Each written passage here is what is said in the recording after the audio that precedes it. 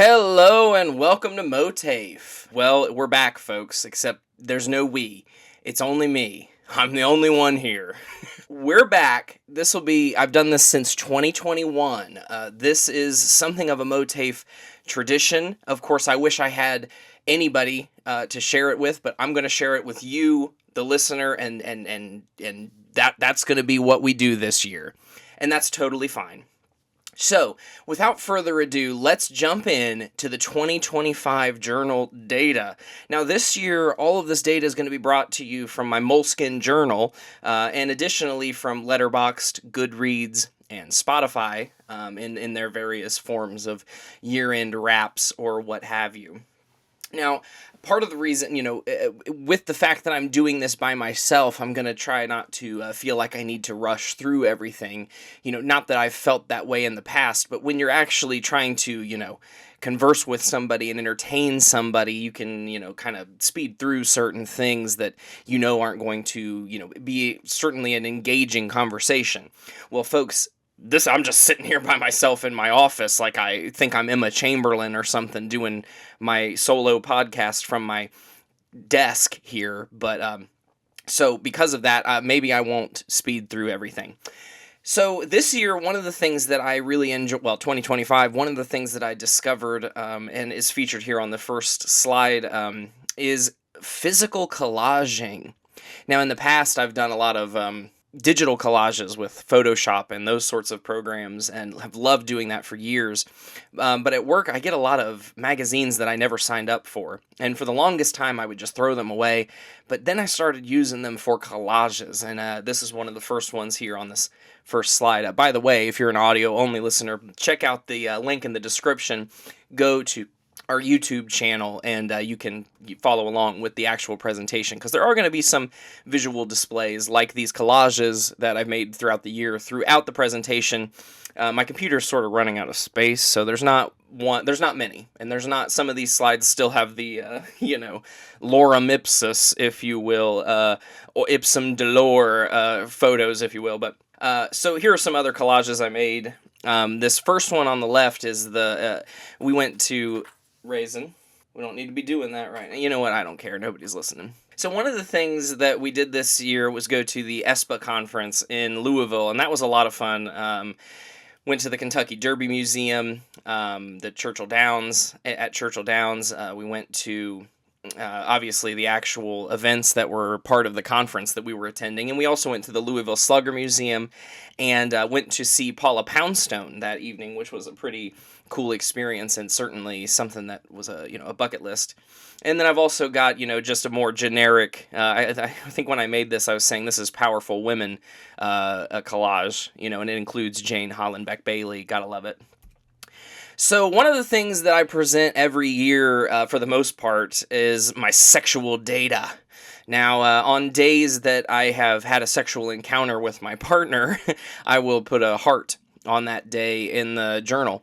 And over the years, I used to journal every single day, which made this a really easy process to, have that data and have a place to put that sticker every day. But over the last couple years, I haven't journaled every day, so I've created pages where all I have is written at the top is like sex log. And then it's just full of heart stickers and the date next to it. So just to compare historically, in 2021, that was the height of my sexual activity. My goodness, I was basically having sex once every 3 days, for 107 times overall throughout the year. It was slightly down in 2022, down to 80 times. I didn't report data in 2023. Last year, it was, we talked about it last year, it was even more of a trend, showing that this was a declining sexual activity. And I mentioned that in 2025, one of my goals would be to try to have some more sex. So I ran all the tallies, and I'm pretty sure this is a conclusive number. Of course, there's always a margin of error. Maybe I forgot to, in that post-cum bliss, I forgot to put a sticker or whatever you want to say. But I'm pretty sure this is quite comprehensive. And for 2025, the numbers are up, folks. We've reversed the pattern. We had 67 sexual encounters. So that's good. And, I'd like to see that continue more this year in 2026. Of course, now I have Rose screaming to get in the room. Now, this is our first content category, and you can see the generic stock image there. I didn't get around to this. This is 2025 in podcasts, and this is majority brought to you by Spotify with their year-end Wrapped. So, Spotify only does the top 5 podcasts, and to be honest with you, I think there's really only 2 more outside of that anyway. I do, when I'm with Taylor, sometimes I'll listen to, Emma Chamberlain's podcast, but it's not one of my favorites, and certainly not something I listen to by myself, so it's not included on this list, but, shout out to that. The first additional podcast here is the Office Party Podcast. This is on Shane Dawson's Patreon, and, if you're a fan of this show, I've been a supporter of Shane's over the years. I don't necessarily think that his cancellation was, reasonable, while at the same time also kind of hating him and hate watching him and thinking a lot of the things he does are cringe, etc. But I was craving content at one point, and once he released the Patreon and was talking about how he's going to be doing, behind the scenes of trying to make this pilot and all of this stuff and finding an office, that was content I thought would be interesting. So I joined the Patreon and have been joined for, a majority of the time that it's been available. And I would say I like it. Do I recommend people sign up for it? I don't know. If you are a Shane Dawson fan, you would probably get some, enjoyment out of it. But it ultimately becomes just more of the same. This might as well be the Shane Dawson podcast. Which, of course, but there's not much that makes it the Office Party versus any other podcast that he's done in the past. Sorry, Shane. Next up, we have the Pluribus official podcast. Now, of course, Pluribus is the new show by the team behind Better Call Saul and Breaking Bad. And for that show, they did a behind-the-scenes, companion podcast. And it's the same people who are hosting it, and the same people who are, guests every week, with some differentiation, because there's not a 100% overlap with the cast and the crew.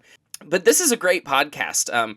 Obviously, there's only, 8, 9 episodes, I think 8 episodes of Pluribus, so there were only, 8 episodes of this podcast plus some bonus episodes, so there was no way it was going to get into the top 5, given that Spotify ranks them by how many episodes you listen to. If you only have 16 maybe total episodes of a podcast, well, other ones have 52, 53, so definitely if you're a fan of Pluribus, or if you were a fan of those previous podcasts, they do have a lot of information. I wish they were longer. I wish they were maybe less, not that they're structured, but it's, they have an hour, to talk with these people on their day off.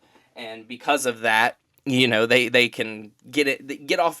They talk about some things not long enough or don't even get to some things that I'd be really interested to learn the behind the scenes about, because they spend so long talking about something else that interests them, which is good. And I'm still enjoying that part of it. But I wish that, there was enough time and enough air in the conversation to really get to some of those cooler things that they don't necessarily get to because of the time limit that they've given themselves. But now we'll get to the official top 5 according to Spotify listening statistics for 2025. My number 5 podcast, the Shane Dawson Podcast. Again, this is another, it is a good show. This is another one that even Shane, I think himself would say is a little too structured. I think it's, anytime that you have to go to ChatGPT to give you, ideas of things to talk about or games to play on your podcast, I think that's like a sign that maybe you don't need it. But when an episode comes out and I'm driving to work or driving home from, of course I'm going to eventually put it on when all of the top 4 podcasts aren't on, right? Number 4, Dispatches from Myrtle Beach with Link and his father, Charles. This is a wholesome podcast. It's definitely not one, it's been on ever since it premiered, it's been on my top 5, but it's one that I listen to so sporadically. Sometimes I'll let episodes build up for, months and months at a time, and then when I'm particularly dry for podcast content, I will play an episode of Dispatches from Myrtle Beach. And it's a fine show. As we get further up in the list, I'll probably have more to say about this, and you'll see why. Number 3, This might get weird with Mamrie Hart and Grace Helbig. I have listened, this is no surprise to for anybody, this is no surprise to me that this is so high on the list, because this is probably my favorite podcast, even though there's two, well, it's not, no, yeah, okay, so it would probably, if I was going to rank these by podcasts and which I liked them and wanted to, and was like proud to say that I've listened to every episode, it would probably be number 2 at this point. But I love, I've always liked Grace and Mamrie. I think they're funny.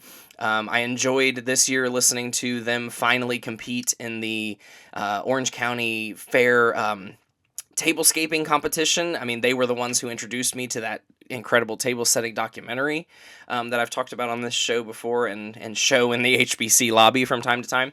So it was fun, and I enjoy getting to listen to them chat for a few for 30 to 40 minutes a day. There was a time that I considered joining their Patreon for like maybe 15 minutes, and I was like, why am I thinking about joining Patreons? Like, who is that? What is that for? Why am I doing it? Why would I consider it? So I didn't do it. Number 2, Smosh reads Reddit stories. Now, a couple years ago, when I first discovered this podcast, it saved me while I was driving home from a terrible snowstorm. I was, the roads were terrible. I was driving really slow, and I think I was listening to the number 1 podcast. After that episode ended, the roads were too bad for me to change the phone and put up some actual content that I would prefer to listen to, because I never would have clicked on Smosh reads Reddit stories. I don't watch Smosh. I don't like them. It's what I was thinking at the time. And now this would definitely be, if I was ranking them by podcasts I like, this would definitely be my favorite podcast. I enjoy hearing the stories. I enjoy the comedians or the cast of Smosh talking about the stories and weighing in. I like thinking about it from my own perspective. And I don't go on Reddit and go to the subreddits that they feature on the show. Like, I've never been on Am I the Asshole? So it's not like I'm seeing content or hearing content that I've read before. So it's interesting to hear these stories. I think they pick good stories and they have fun conversations around them. So I would definitely recommend this podcast. And every week I'm looking forward to it when it comes out, especially if I have to go to work on a Saturday, which is the day that this podcast usually comes out, is on a Saturday. I'm always looking forward to driving to work and listening to it. It's Monday mornings. If it came out on Saturday and I didn't work, by the time I go to work on Monday, well, it's still there and it's enjoyable to listen to on the way and while you're in the car. But number 1, according to at least listening statistics, is Ear Biscuits with Rhett and Link. Now, of course, Rhett and Link. You're on the internet. You're not even listening to this, but you're on the internet. You know who Rhett and Link are. They've been around for so long, and Ear Biscuits is at this point the only content of Rhett and Link's that I actually listen to or consume. Now, I did watch, of course, Wonderhole Season 2 when it came out this year and flopped, but I don't watch Good Mythical Morning. I think it's some of the worst content on YouTube these days. It's just god-awful. So imagine my somewhat sadness when they announced on Ear Biscuits this year that Ear Biscuits is now going on indefinite and potentially permanent hiatus. They want to focus on other projects, other career, other avenues of their creativity that they enjoy more than Ear Biscuits, while also accepting that Rhett had some heart issues this year and had a heart surgery, and taking into consideration all of the other projects that they want to do and the projects that they have to do, like Good Mythical Morning, it came down to how do I lower my schedule and my workload, and the easiest answer for them was Ear Biscuits. Now, at first, I was really disappointed to hear this because, I've been listening to it since I worked at Assurant 10 years ago, and would sit at my desk and was listening to them interviewing YouTube celebrities. It's not like I was going to cry over it, but thankfully they announced it in October. So by the time the final episode aired, I still haven't even listened to it because I've just weaned myself off. So I think it's safe to say that next year Ear Biscuits will not be the top podcast for me, because I don't think there's going to be any episodes. So goodbye, Ear Biscuits. Goodbye, Rhett and Link. If that's the only content I've been watching of yours, unless you do another Wonderhole kind of show, or something scripted or something not Good Mythical Morning, I'm not coming back. So in some ways it's goodbye, Rhett and Link. And hey, I'm really okay with that. So that's enough about podcasts. Now, this is a new category. I haven't really done a 20, Broadway, breakdown before. But as you can see by the collage, I did go to New York this year, and in fact, I went twice. So I thought it would be interesting to, especially since I'm doing this alone, I thought it would be interesting to talk about some of the experiences that I had there and mostly the shows that I saw, of course. This is a very content-based breakdown. So in June, we went to New York, and one of the shows that we saw while we were there was Hadestown. Now, this is relatively old. I mean, like 2018, 2019, maybe earlier than that, musical that I always kind of have associated with being cringe or too mainstream or not good enough. I can't remember what musicals were out around the same time that like debuted in the same season, but I remember like sticking my nose up at Hadestown, and I never really wanted to see it, and Taylor was like begging to. She's not as much of a snob as I am when it comes to theater and what I will and won't see. And overall, that's going to be a theme of this trip, is that this was definitely not the snob's trip. But I would say that I really enjoyed Hadestown, and after seeing it, I could see why it's such a successful show, because it is good. And it basically it is the story of Orpheus and Eurydice, which is a beautiful and tragic tale, myth, if you will, and I think they do a great job with it, and the music's beautiful, and I did enjoy seeing it. So I mean, good for them. Now, originally we had tickets, and this was the main reason I wanted to go to New York City even at all at this time, was that Idina Menzel was finally coming back to Broadway in Redwood, a new musical. And it was interesting because this musical had like aerial work, the redwood trees are so tall, you have to like scale them with harnesses and shit. And Idina Menzel was like taking like aerial classes, and they were promoting all these videos. I knew I had to go see it. I bought tickets, and I was like, fuck yes. Well, folks, like everything else that happens in life, it closed before I got to see it. So we scrambled, and I was so disappointed. And if we didn't have tickets to 3 other shows, I probably would have canceled the trip. And we were looking at all the other offerings, and my God, at the time, it looked terrible. I mean, I didn't want to see any of the offerings. So we finally decided to see From the Depths of Hell, Stranger Things, The First Shadow. I mean, I would never have seen this in a million years if Redwood had not closed. I mean, I was so disappointed not to be able to see that show. I mean, it's life. But I mean, just because like I don't like Stranger Things, I don't like the IP, I think it's cringe, I think the obsession with it and the fandom around it is cringe. I really liked season 1. I have fond memories of watching season 1, but not everything needs to go on for 10 years, and my God, a prequel play? Who was asking for it? But let me tell you why we decided to see it. We ultimately decided to see it because it had a really big budget and some really cool, supposedly, tech. And of all the offerings that were available at the time, going to see a show for its really cool tech that it won a Tony for was really the only draw. It was interesting to see a horror show. There were some elements that I was like, it's kind of cringe to like see somebody act in like a horror play. I don't know, like when you see somebody like panting and freaking out in a movie, like it just sells better than like seeing them have like a schizo episode on stage. I mean, everybody was committed and I enjoyed it, but I don't know. And there's also like, it was good, but there's also like so many parts of it that are just like, did you get that? Like, yep, that's the kid who becomes Vecna.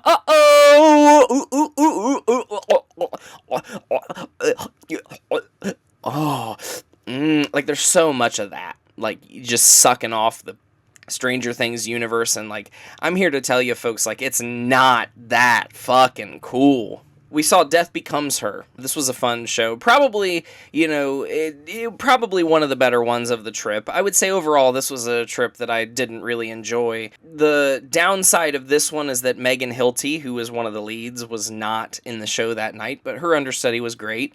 And the show was really funny. I really enjoyed it. They had some like really cool, physical things that they do. which I really enjoyed, and, it was a fun time.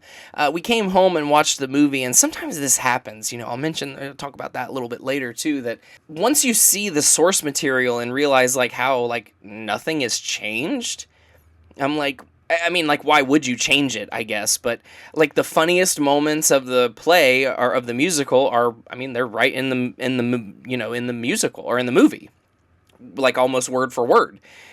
And I get, like, it's a good story, and maybe people don't, audiences aren't as familiar with it, so they won't be like, it's a word for word retelling, and maybe it should be a word for word retelling of Death Becomes Her. I don't know, but when I watched the movie, I really enjoyed the movie, and it made the musical seem a little pale in comparison, because I mean, the musical is just the movie sped up and with some songs in it that you don't really like. Whoops. Which is not to shit on it, but hey. And finally, Boop the Musical. Of all of these shows, Boop is the only one, besides Redwood, that we didn't get to see. Boop is the only one to close. Now, Boop, it was the story of course, Betty Boop. She comes from a black and white world and is somehow magically transported to New York City in color, and has to kind of cope with, does she want to live in this life of color, or does she, meanwhile, her black and white town that only exists because of Betty Boop is starting to fade away because Betty's not there, so she kind of has to, I don't know, folks, this musical didn't need to exist, and Taylor really wanted to see it, so I got her tickets for Christmas, and that kind of started off the chain events of going on this trip. But I really desperately can't explain to you that I would not have bought tickets for her to go see Boop if Redwood the Musical had not been an offering. And so when Redwood closed, my God, I didn't want to see any of these shows. Boop was, I mean, it was fun, but it's a show that I'm just like, why does it need to exist? And they were so, like, conceited, like, they so thought this was going to be, like, the next big thing on Broadway, and it's like, it's Betty Boop. It's Betty Boop. Like, what do you mean that's going to be the next big thing on Broadway? What do you mean? Like, what are you smoking? Like, Taylor bought this, well, I mean, I probably bought it, but she bought this book that's some, like, I don't know, some, like, coffee table book about Betty Boop, and on the back of it, it's like Betty Boop's Style Guide to America or something like that. I'm looking at the side, and of course all it says is Betty Boop. Like, I mean, come the fuck on. It's like Betty Boop's Style Guide or something like that. And on the back it says, like, Betty Boop is blah blah blah, she was created by this person. Betty Boop is now the star of a Broadway musical, Boop the Musical, that is going to be entertaining families for decades, or like for years to come. Even when I had that in my hand and Boop was, like, still performing on Broadway, I was like, why would they even say that? Shows close so easily, like, why would you even jinx yourself? And shortly after we saw it, Boop the Musical closed. So why the fuck would they put that on the back of their book? Betty Boop's Guide to a Bold and Balanced Life. Fun, fierce, fabulous advice. It's inspired by the animated... I can't even fucking read. It says here on the back, okay, so it's because of, it's a little different than what I said, but this is, on the back, it talks about the three people who wrote this book, and it says, Susan Wilking Horan is an author, attorney, and vice president of business operations for Fleischer Studios, where she and her CEO husband, Mark Fleischer, and partners have catapulted iconic Betty Boop from animation history into today's world of global licensing, merchandising, and Broadway, where Boop the Musical will thrill Betty fans for years to come. It's like, Susan, why are you so conceited? It's Betty Boop. And like, I don't even think, like, from the time, like, maybe from the time that the musical premiered, like, at a regional theater, I think in Chicago, to the time that it closed on Broadway, like, maybe there was a year. But to say, like, oh, this is going to entertain families on Broadway specifically for years to come, I mean, that's a fucking lie. But I'm sure you'll see this soon at a theater near you.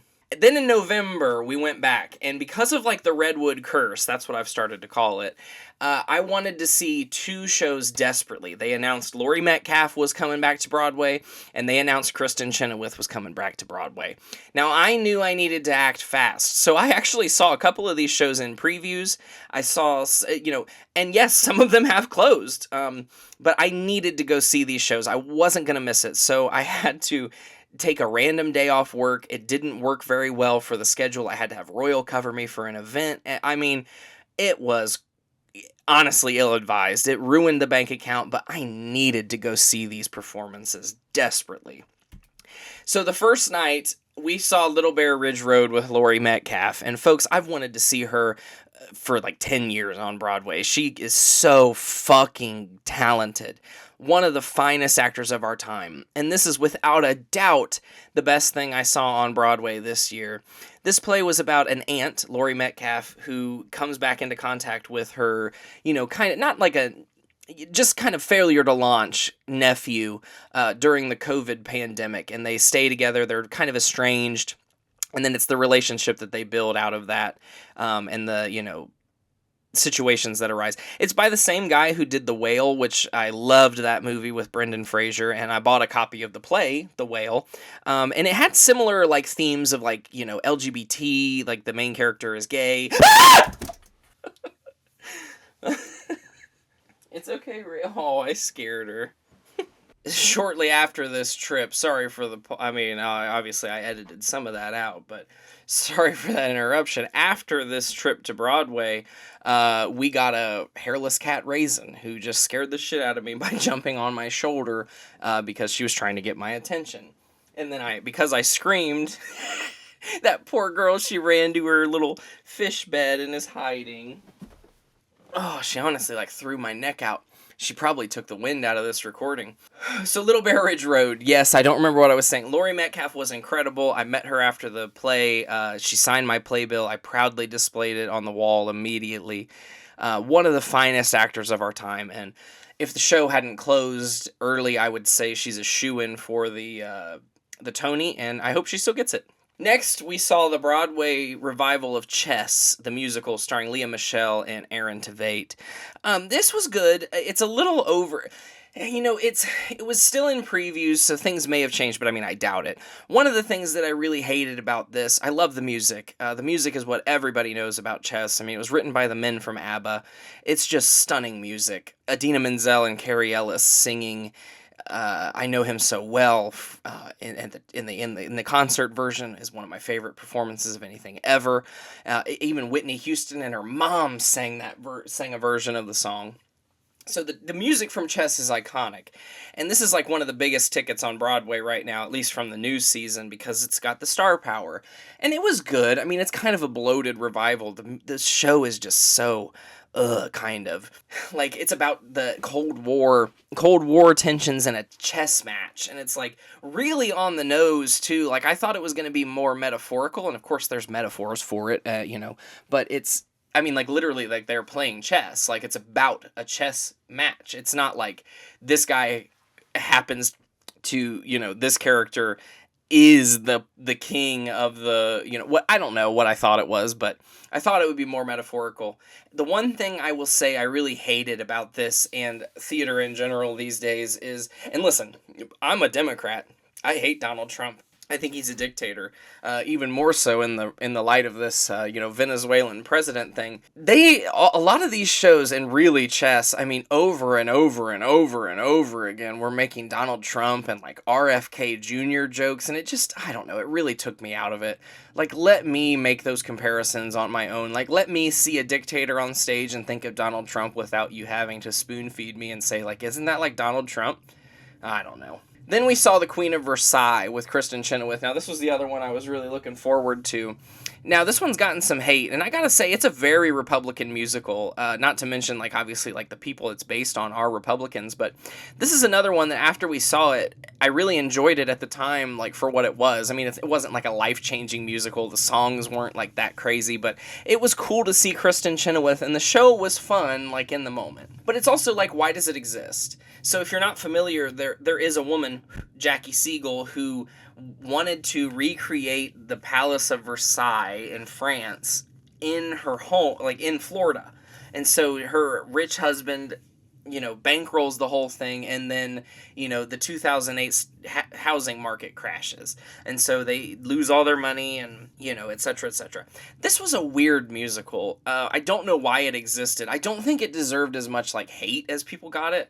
Like, they just would look at it and be like, oh, yeah, that's cringe. And on some levels, I can see it, but I feel like obviously nobody saw it because it closed already, too. And I'm glad we were very justified in going on this trip, because the two shows I wanted to see the most would have been closed if we had, waited till, February or March or something. I enjoyed it. I feel bad that it closed. I feel bad that it got so hated. But, any chance they had to, reference a politician, it was a Republican. I don't know. There was just something very Republican about it. So I think, it's probably okay that it doesn't exist. And finally, the last thing I saw on Broadway this year was Maybe Happy Ending. Now, this was the best musical winner last year, and I originally thought it would be cringe, but it was really good. The tech was really cool, the story was really cool, the music was really good, the performances were really good. What more could you ask for? I don't think this is a show that you'll be able to see at a local theater, or at the very least it'll be completely stripped down. But they did some really cool stuff with the set and the tech and all of that. I mean, it was a really cool experience, and I got to see Darren Criss in it, which was cool. So this was a very, Glee-inspired trip, if you will, because a lot of the people on stage were, either, Leah Michele, hello. Kristen Chenoweth was even in Glee, and, of course, Darren Criss was Blaine. So what can you say? I think for now, I'm going to leave it there. Oh, yeah. All right, folks, it felt like, a split second for you. There was a little Hannah Montana interlude, and we're back. It's the next day, January 7th, for those of you who care about that sort of thing, and we're on to our next category, 2025 in movies, brought to you by Letterboxd. This is a collage I made for a summer movie marathon that Royal and I had, where I replaced all of the DVDs, or, I think they're actually probably VHSs, in this blockbuster image with the movie posters of the films we actually watched that summer. And then on the right is, one image from all of the movies up to a certain point. And then I never did make the second one to finish out the marathon, so to speak. So these movies didn't necessarily come out this year. There are some that I made sure to include that are actually from 2025, but these are movies that I watched in 2025 and had something to say about. First up, Weapons. This is from the director of Barbarian. I didn't really like Barbarian. I mean, I thought it was okay, but I didn't get the hype of it. But Weapons, I'm glad I saw this movie. This was a good movie. I rated it 5 out of 5 on Letterboxd. I just really enjoyed the mystery of it. I liked the way it was filmed, the way they presented the story. I liked the characters. I liked the way it transitioned from horror to comedy in all over the place again and again. It was just a really good movie, a really well-made, well-written, well-acted, well-shot movie, and I'm proud to play it in the HBC lobby. The Housemaid.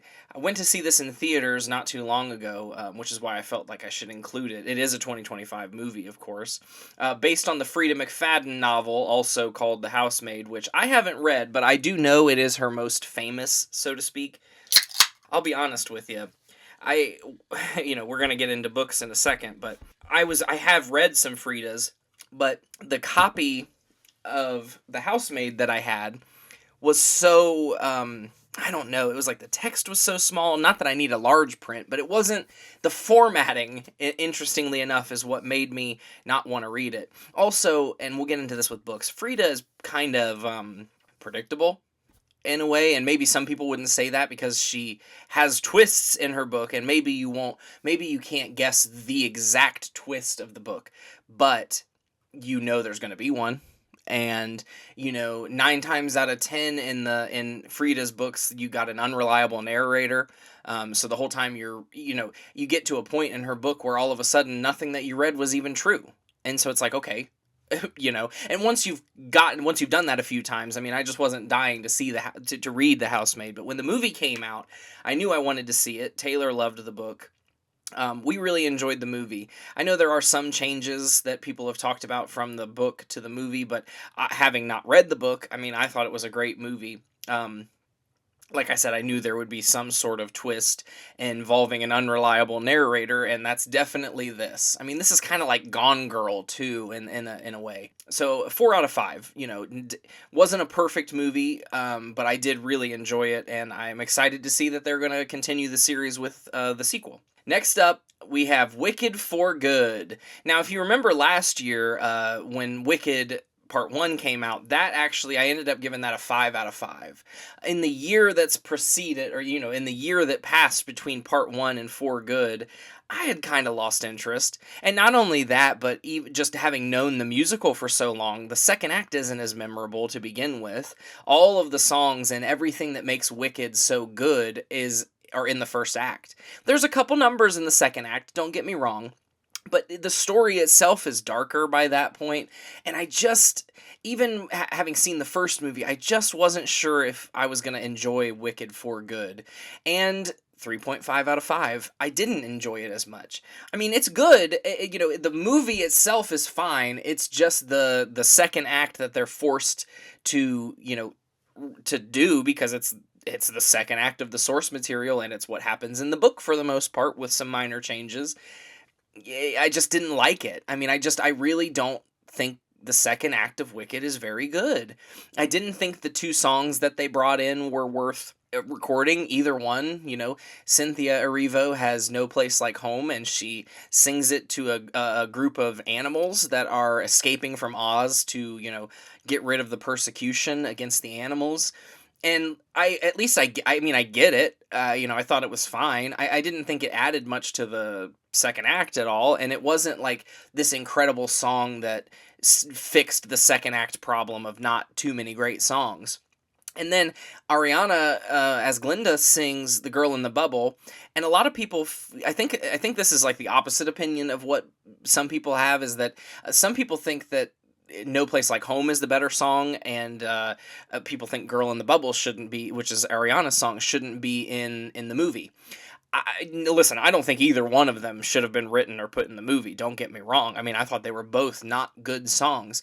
But the thing I appreciated about Girl in the Bubble was at least it was showing Glinda's inner struggles, her desires versus what she has, and I think it's an important moment for her character that doesn't necessarily need to happen, because you get those same beats in other parts of the story. I mean, she kind of like breaks that veil a little bit, so to speak, in the Act 2 opening number, Thank Goodness.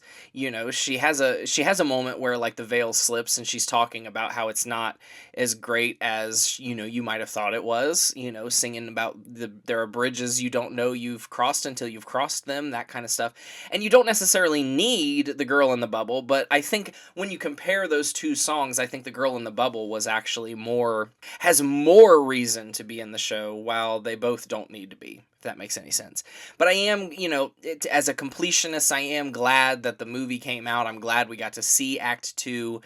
Michelle Yeoh as Madame Morrible, terrible performance. I love her, and I love her enthusiasm and that like repeated bit of like flip it around, Wicked Witch, like silly stuff, and I appreciate that, but I think it's weird that, and this is the last thing I'll say, I think of the casting overall, Ariana and Cynthia were incredible choices, and then everybody else in the cast, why were they there?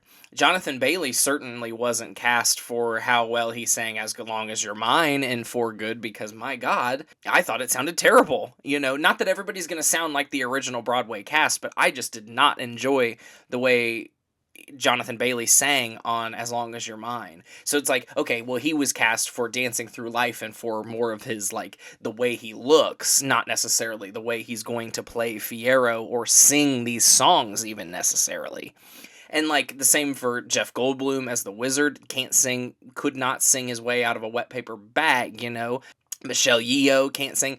And even then, in, like, Act 2, her acting even felt a little stilted, besides, like, a few moments where she was doing, like, movement stuff with, like, with her kung fu, martial arts background in, like, her early career. Of course, it's cool to see somebody, like, doing, I don't know if you want to call that, like, expert level things, but Yeah, it was just, I think overall, like, really weird casting for three of the five main characters. And, I'm not really, talking about Bach or Nessa Rose, because while they're in the show, they're not main characters. I'm talking about the core five: Glinda, Ariana, or Glinda and Elphaba. They knocked those out of the park. But the Wizard, Madame Morrible, and Fiero, I just don't know. 3.5 out of 5. Next up, every year for Christmas, Taylor and I have a 25 Days of Christmas marathon where we watch 25, Christmas movies to welcome in the season, to give that vibe. And this year, I found an interesting treat that I had never heard of. This is called Nativity. And this movie stars Martin Freeman, and he plays, his average self. He plays a guy who is a former actor. He's he and his two friends are sort of had dreams of becoming actors or notable directors or creatives in some way, and really none of them fulfilled their true careers, but Martin's character absolutely got like the shittiest end of the stick, and he ends up getting booked to sort of voluntold by the school that he works at that he is going to stage the annual nativity play. Then he comes in contact with his ex-girlfriend, which is one of the three former actors, and he believes that his ex-girlfriend is a successful Hollywood producer. So he doesn't run into her. He runs into the third friend, and he believes that his ex-girlfriend they all believe that his ex-girlfriend is a successful Hollywood producer. So to kind of one up this guy who, he's a little jealous of, he's like, well, my ex-girlfriend's going to come and bring Hollywood producers to come see my nativity play.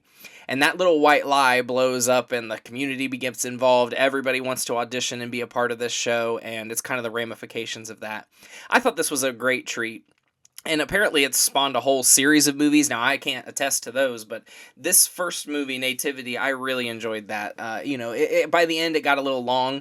As they're, like, working on the nativity play, by the time you get to the end of the show, the movie, they're like, well, we're going to show the entire nativity play. And I'm like, well, I don't know that I needed to see that. So it was a little long. But overall, I think this was a great movie, and certainly one that I'd be happy to revisit in the future. Also, the same rating all across the board here on this slide. Final Destination Bloodlines. There was a new Final Destination movie in the series, and I really think this one absolutely breathes some new life into the franchise. Not that it was stale, but I mean, of course, anything, when you've seen it 6-7 times, it feels a little stale, right? But this one, I thought, really turned it on its head, because there was, at the start of the movie, they show a devastating explosion that takes place in, like, essentially, like, the Seattle Space Needle. But there's a restaurant up in, like, the Space Needle. But it's through a tragic, turn of events because of the concept of death from Final Destination. That menace fucking blows up the thing and kills a bunch of people. But because of the actions of one of the people who had a Final Destination premonition, there's a line of people who were born that were supposed to have died in that event. What I'm trying to say is there's now a generation of children who were born to survivors of the event that should not have survived, right? Because that's the whole thing about death in this series, is that you weren't supposed to survive that, so now death has to come and claim you again.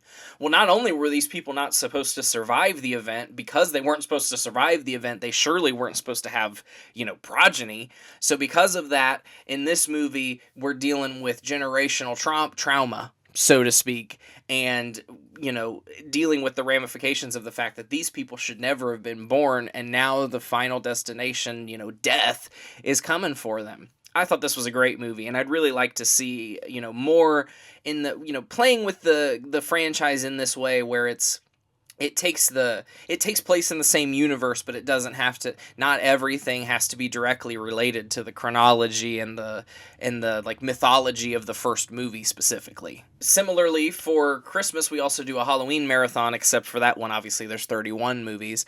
And this year, one of the ones that I wanted to share from that marathon was Sleepy Hollow by Tim Burton. Now, of course, we're probably all familiar with, Ichabod Crane and the, Headless Horseman and yada, yada, yada, and the Disney animated one, and it's a classic tale. I really enjoyed Tim Burton's take on this.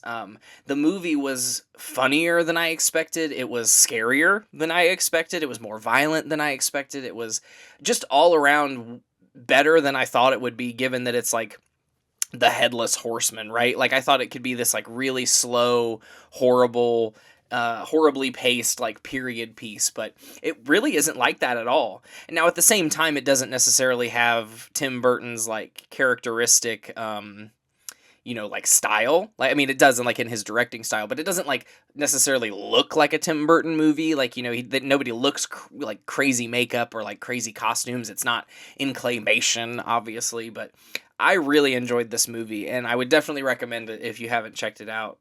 This year, for again, another marathon that I've briefly mentioned, the at work over the summer, we have a bit more of a relaxed, slower period, and we'll take time to watch a movie. Not every day, but any chance, most times that we get a chance. And this year, one that I suggested was Prometheus, not really realizing that it was supposed to be a prequel or related to the Alien series, and I fucking loved this movie. Oh my god. And it started this whole obsession, not really, but I started consuming more Alien content, the actual Ridley Scott Alien franchise, so to speak. Prometheus, the thing that I really liked about this was that it brought up the architects. I think that's what they called them. It's been a minute. But the architects are in this universe supposed to be essentially God. I mean, they are literally the people who, or well, the species, I guess, that created humanity. And in Prometheus, they have an opportunity to, meet. That's kind of what they're talking about. They're like trying to meet the architects essentially, and I was just floored by that premise. I would have rated this movie 5 out of 5, but I deducted half a point because I felt like there was just a little bit of stuff that they couldn't explore fully, or things that they had to shoehorn in because it had to tie into the alien mythology. And it had to, whatever timeline they picked, it had to make sense for that. So they couldn't like really. I am dying to see more about the architects. Fuck the xenomorphs. That whole concept of the architects, who apparently also made the xenomorphs, or they turn into xenomorphs, or what the fuck ever. Like, it's a confusing chronology, but what I am fascinated by, and what really fascinated me from that movie was the architects. And so come to find out, there's another movie that follows, it's like the sequel to Prometheus, essentially, and it's Alien Covenant. And I also liked this movie. Not as much, I don't remember why, but my rating was 3.5 out of 5. Again, I wanted more of the architects, and that certainly is not really a part of this, as much as I had thought it might be. This is still a really great movie, and I love there's more of the character David. He is great in these two movies. I really like the story that these set up, and I would love for them to release a follow-up to Alien Covenant, because I really enjoyed that. And it seems like they've moved on from that specific area of the timeline, because you have Prometheus, Alien Covenant, and there's like Alien Romulus, and that's a different... they all relate in some ways, but it's a different group of people, so to speak. And then there's Alien itself, like the 1970s movie, and that's its own... it relates, but it's its own, and then it has its own sequels, of course. So and then you have Alien Earth, which we'll talk about later, that all reference the same chronology, but are, and like mythology, but are different groups of people or different storylines that they're following. And it does seem like we're not going to get another movie in this chronology, but I'm pretty sure that both of these movies are actually directed by Ridley Scott, and they were both phenomenal. And the last movie, also from the Christmas Marathon, is It's a Wonderful Life. I had never seen this. It's one of those classic Christmas movies that everybody's supposed to watch every year. A lot of people have it as a tradition to watch it every Christmas. It's referenced in other movies, either by playing on the TV, or they talk about it, or, the Biltmore Christmas movie is essentially another universe where It's a Wonderful Life was shot there, except they don't call it that, but it's about It's a Wonderful Life, basically. So I finally watched it this year, and folks, this is a fantastic movie. One of the best ever made.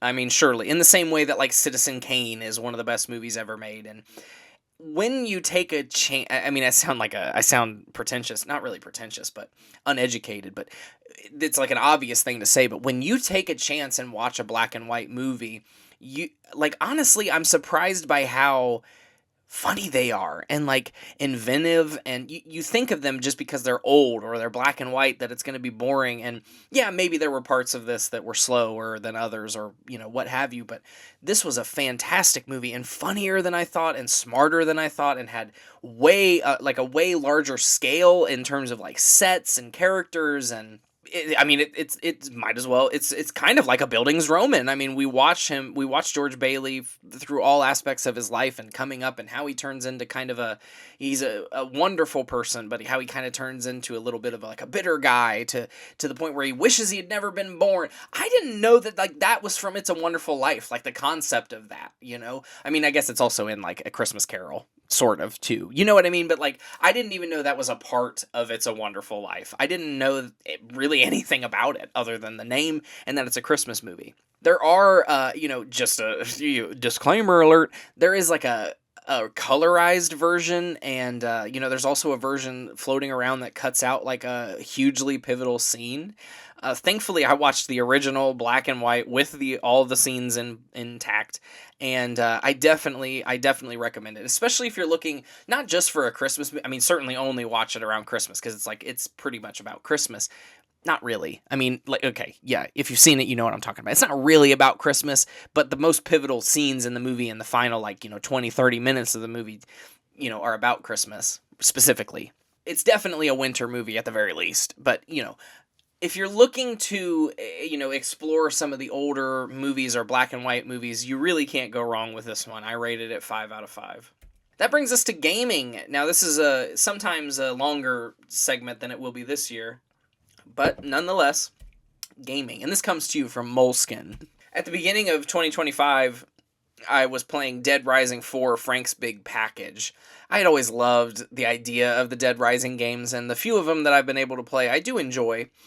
This one's pretty much the same as all the other ones, except it's Christmas. And you're not necessarily... There is a huge section of the map that is a mall, but there's also a section of the map that is the city surrounding the mall. And, yeah, I mean, it's Dead Rising. It's Dead Rising 4, and it's a Christmas-themed one. So once I went back to work after the Christmas break at the year, I haven't touched it since then, but I really enjoyed it. But because it's a Christmas-themed game, and, really, it's fully a Christmas-themed game, even if you're not doing things for Christmas, there's Christmas trees everywhere, people are dressed as Santa, there's elves, that kind of thing. I mean, there's zombies, but still, people are wearing Christmas sweaters, or, you can pick up...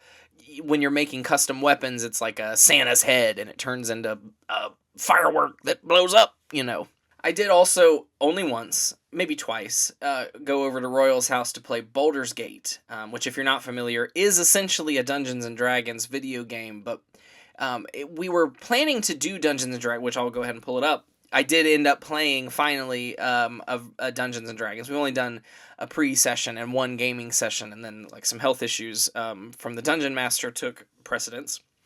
I enjoyed it, and Baldur's Gate was a nice way to get, acclimated to the way that the game works. Even though you're not rolling dice, the game does do that. I mean, roll the dice, so to speak, for you, so that if you want to go up to somebody and you're like, oh, yeah, I want to romance this person, and the dice rolls and you don't have enough charisma or whatever it is, then it's not going to work. And that's interesting to me. And I also, from playing Dungeons & Dragons now, I can see how, that could be, a way to gamify a MOATAIF improv, if you wanted to, you could be like, oh, Beverly, do you want to go to the store? And RJ decides that Beverly would like to go to the store, but her constitution roll is so low that she can't leave the house. And so that kind of would, that would then inspire the narrative. And, that's essentially what what it is, with the dice and the extra steps. Like, it's essentially just telling a big story. 2025 in books, brought to you by Goodreads. I do also write these down in my journal, but now this year in 2025, I joined Goodreads and started logging books and things like that, and enjoyed sort of, the progress bar and following like how many books you wanted to read this year. So this will be the longest I've ever talked about books. This year is the year that I've read the most books in a long time. So this settle in. And underneath everyone, I have the rating. I don't know if I'm going to talk about the rating. We'll just see how it goes. The first book I read this year, and you might remember this if you saw the 2024 journal data presentation. I got it for Christmas last year and started reading it, but I didn't finish it until this year. Share the Memoir Part 1. I really enjoyed this. Of course, I think we've come to find out that it was written by a ghostwriter, but aren't they all? I just am a fan of celebrity memoir, especially if I am a fan of the person. And if it's written by a ghostwriter, I mean, at least they sat down with him and talked to him, right? The thing that I liked about it is, it just gave more of the background for Sonny and Cher, for somebody who's only 30 and is a fan of Cher. I don't know that much about Sonny other than that they were, married, they sang together, they performed, they had the TV show together and got divorced, and then he died in a skiing accident, I mean, he wasn't really like, I was always a fan of Cher, you know what I mean? Like, so it was interesting to learn more about her life. And the fact that they split it up into 2 memoirs, I don't know. I was under the impression that the second memoir was going to be out by now and that I could start reading it. And, like, not that you have to, like, I don't know. It just seems like it's going to take so long for the second one to come out. I think they announced it. I don't know. But I thought it'd be out by now and that I could have read it again as the first book of this year. But it didn't turn out that way. So I am looking out for Share the Memoir Part 2. Next up, I mentioned it briefly earlier, I did get to see Paula Poundstone in Louisville perform her stand-up set. Really enjoyed that show with Royal, and while I was there, I bought a copy of her book, The Totally Unscientific Study of the Search for Human Happiness. She was selling it in t-shirts and other merch out in the lobby, and afterwards I was able to have her, to meet her and have her sign the book. This is a good book, I enjoyed it. It's definitely a comedy book, you can't be surprised because it's written by a comedian. But each book has like a different topic. It's more like each chapter has a different each chapter is like a different essay, right? And so, the conceit is that Paula wants to try to be happier. And so she tries to do all the things that people tell her would make them happy, or things that she could try to make herself happier. So things like, buy a sports car. So she goes and, I think she probably rents a sports car, but, that kind of thing. And then talks about that in the chapter. And I thought it was a good book. On Goodreads, it's full stars. There's no half stars. So I'm a lot more, lenient, so to speak. I rated this 4, but it's more likely a 3.5, you know what I mean? But they don't get that specific, so it takes a lot. Like 4 is probably what every book should hope to be, because 5 is like, wow, that blew me away, and 3 and below is like, oh, I really regretted reading that, so good for Paula. Then I read Lawn Boy by Jonathan Evison. This book is one of the most banned books in the country right now, so I was just curious to see why, and after reading it, I still don't know. It does have, gay themes, but that's kind of, it's, I don't know. Like, I really don't know why people are so up in arms over this. I guess, like, a child shouldn't read it, but at the same time, because it's like, it has adult themes, but it's not like, I don't know. I don't know. I enjoyed the book, though, but it's also one of those that I feel like I can't really say much about it because it was so, like, I enjoyed it, but it wasn't something that I'm like, wow, wow, wow. But I did rate it 4. The Daughters of Erie Town by Connie Schultz. This is Sherrod Brown's lovely wife, as she likes to say. Well, she doesn't like it, but she likes being his wife. But I'm not going to explain my local senators, my former senators. I'm getting way ahead of myself.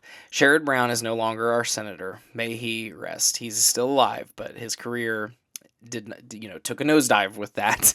He is running for Senate again, so we'll see how it works. But his wife, Connie, wrote a book called Anne, His Lovely Wife, about how much she, has her own identity, essentially. So that was why I made that joke and then had to explain it for 2.5 minutes. But she is a Pulitzer Prize winning journalist, so she writes a lot, but this is her first time writing a novel, and I loved this book. I didn't give it a 5 because, it's not perfect, but I really liked this book way more than I thought I would, because again, it's, when she describes it, she's like, it's about a family coming of age and in 1960s suburban Ohio, I don't, like, the book ends in, like, the 60s, but I loved this book. I thought it would be stuffy. She was writing about stuff that I was like, Connie, you know what I mean? Like, I was really surprised by this. I was reading it while I was in How I Learned to Drive, and there were times that I couldn't put it down. I would take it in with me and read it before the show, and then, obviously I wasn't going to read after the show. I was just going to go right home, but this was, I just really liked this book, and she says she's writing another novel. I don't know if it's I don't know that there really could be a sequel to this, because again, it is a Bildungsroman. I'm going to say that a lot, because it's a term where, if you're not familiar, where you're essentially seeing a character grow up, and she definitely does this for both the two main characters, Ellie and Brick. It's very, it is very specific to middle-class Ohio, but it's also it's just kind of specific to middle class everywhere, right? I think. I don't know. I'm from Ohio, so maybe I'm biased. Then we got into the Frida McFadden phase. The first Frida book I read was The Coworker. And this was my first introduction to Frida. I'd heard of her, but the first time reading her. And I really did enjoy the book. It was, each, there'd be one chapter and it'd be like an email written by a character named Don who is missing. And then the next chapter would be written by a character who is working in the office with Dawn and comes to be under suspicion for her disappearance. So it's definitely an interesting book, structured well, and having been the first one I read of Frida's, I was like, wow, this is really, I don't want to say unique, because a thriller is a thriller is a thriller, but it was, I enjoyed it, and I wasn't expecting, so to speak, the twist that there was, or that there really was going to be one, you know what I mean? And I followed that up with The Teacher by Frida McFadden, and I enjoyed this one too, and then I started to already see, having only read 2, that there was going to be a pattern here, because it's another unreliable narrator situation, so to speak. But this book does the transfer back and forth chapters thing too, between a female high school teacher and a kind of evil presenting, student who has been accused of inappropriate relationship with a teacher, seducing a teacher, she's that kind of girl, and that's her persona, at least. And then we kind of go back and forth between those two characters when the student in question starts to try to seduce the teacher's husband, who is also a teacher. Next up, this was an audiobook, actually, but it counts. We listened to this on the way to and from New York City the first time this year. This is Down the Rabbit Hole by Holly Madison, Curious Adventures and Cautionary Tales of a Former Playboy Bunny. If you're not familiar, you will be soon, because we're going to be talking about Girls Next Door a lot. There was a show in the early 2000s called The Girls Next Door, a reality show about Hugh Hefner, the Playboy Mansion, and specifically, at the time, the 3 girlfriends that Hugh had.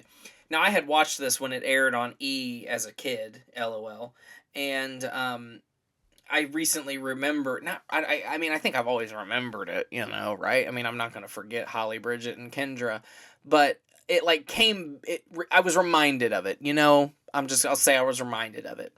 And I showed it to Taylor, and we watched all 5 seasons. We did also try to watch the 6th season after Holly, Bridget, and Kendra leave, but it's not watchable. And so when we found that Holly had a book, I immediately bought a copy, and I actually read the first chapter out loud to Taylor, and then when we went to New York City, it was the perfect time to listen to the audiobook, and that's how we ended up finishing the book.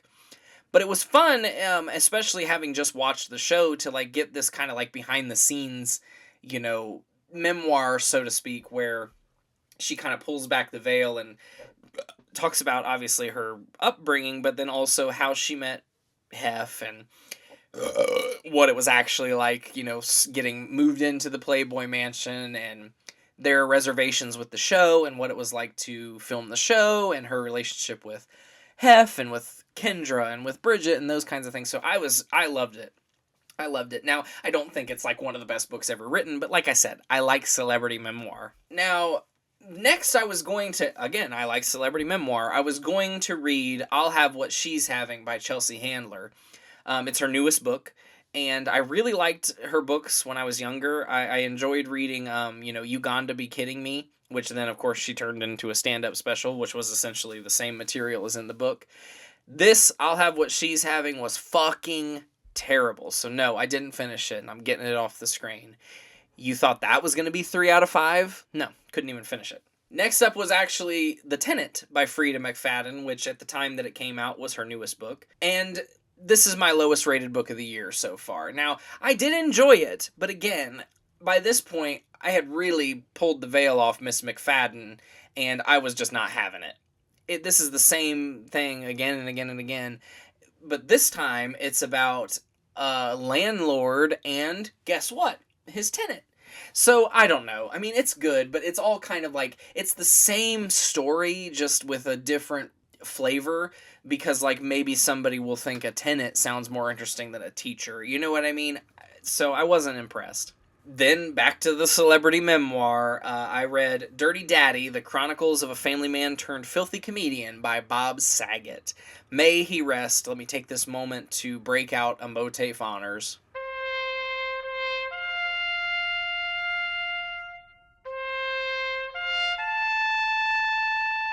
I wanted to read this book because a lot of people use it. There's like a sentiment that's been going around about Bob Saget being a pedophile and this nonsense and just disgusting things that have come out since he died that are not fucking true. And I will stand up for Bob Saget if nobody else will. And so I read the book because some people will use quotes from Dirty Daddy to be like, yeah, see, he's a pervert. Shut the fuck up.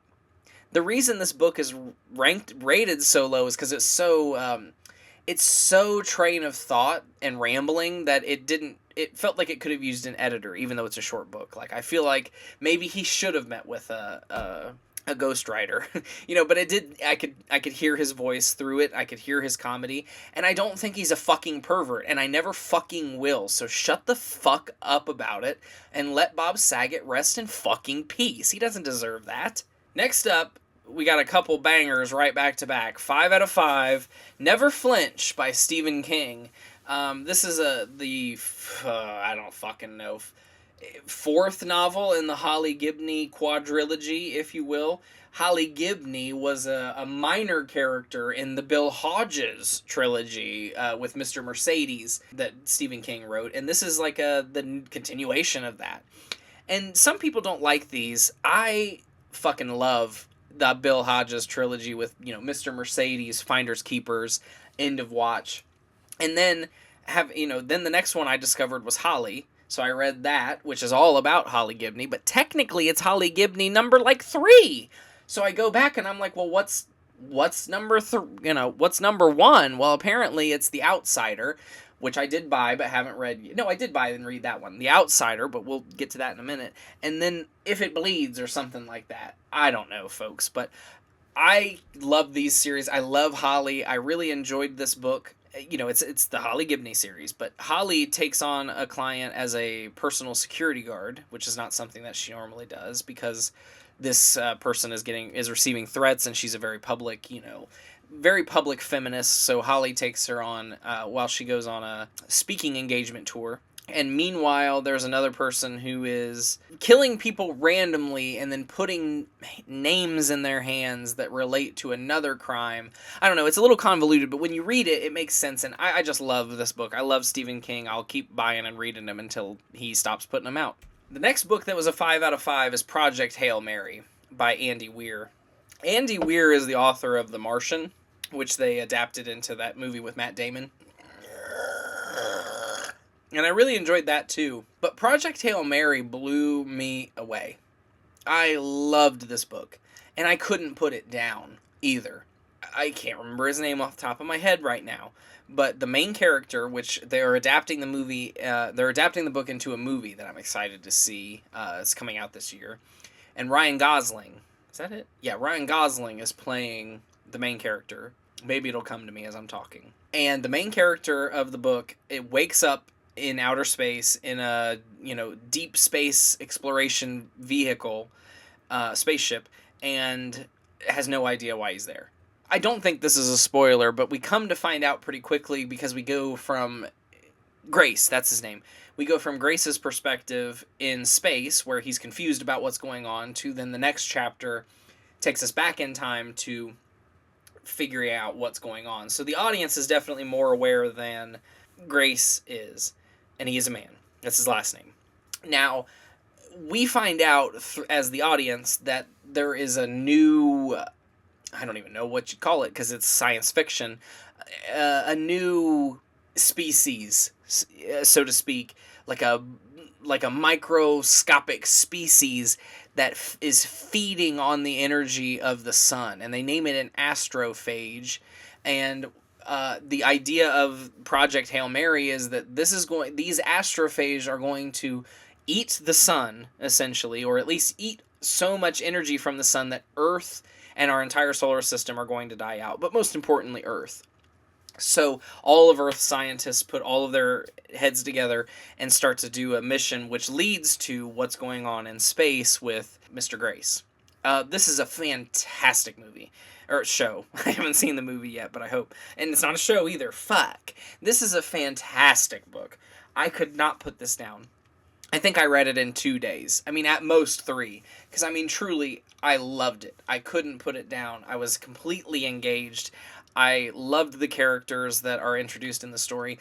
And the final backstab, which I can't spoil, even though I know nobody's listening to this. The final backstabbing twist that we find out. Oh, my God. I can't wait to see this movie. Then last year, my favorite book of all time is Game Change, about the 2008 election, and since then I've been trying to read a Game Change-esque book about every election since then. Now, of course, the guys who wrote Game Change wrote Double Down about the 2012 election, but then they got canceled, and in 2016. Jonathan Allen and Amy Parnes took over the, Game Change, so to speak, writing style. They're not trying to call it Game Change, but it's as close as it can get to that kind of insider, knowledge, so to speak. And the way they wrote Game Change is similar to the way that these books are written. So they wrote Shattered about the 2016 election, which I read last year and enjoyed. And so this year I picked up Lucky, How Joe Biden Barely Won the Presidency, by Jonathan Allen and Amy Parnes. And I enjoyed this. It's a good book. I really like this kind of book of, not really investigative journaling, but reporting, so to speak. And they are they're there to report on it, but they're not, and especially given the title. I mean, man, they keep making these titles and trying to sell them to Republicans, but this is written by some Democrats, but at the same time, they're pretty independent. And at the same time, they're, while they're with Joe Biden, they're also with Donald Trump or some of the other people from the 2020 election. So if you're into politics, I do read these, and be on the lookout, because I'm sure in 2026, I'm going to read Fight, which is already out, about the 2024 election. I forgot to include this. I overlooked it, but I did read The Outsider, and I also gave that a 5 out of 5. It's related to the Holly Gibney trilogy, or whatever it is at this point, but this is like the darkest case that Holly's ever experienced, because there's this guy who's, he's an outsider. I guess that's the best way to put it. Few more books to go here. I Am Ozzy Osbourne's memoir. I did enjoy this. May he rest. He wrote a book that came out actually after he died, called Last Rites, and I want to read that, but in order to do that, I wanted to read this first. And I had hoped that, of course it's going to, document Black Sabbath and his own music career too, but I thought it would go more into the Osbournes. Maybe that was silly, so I don't know. Maybe there will be more about that in The Last Rites, but I know that's more about his battle with MS or Parkinson's that, ultimately took his life. I love a celebrity memoir. I ended up this year, one of the Sister Wives, Christine Brown, former, I should say, but one of the cast members of Sister Wives, Christine, has released a book, Sister Wife, and this was pretty much a scathing reversal of everything they've ever showed us on Sister Wives. I mean, she really pulled back the layers and was, not that it was like new information, but in some ways it was, given that like things were never good in this family as far as like she's concerned, and of course she's divorced now, so she would say that. But if you've been a fan of Christine or a fan of Sister Wives, this really didn't provide any new information, because they talk about things ad nauseum on that show. Like, we've heard about Christine's terrible wedding a million times, but we didn't know they didn't have sex that night.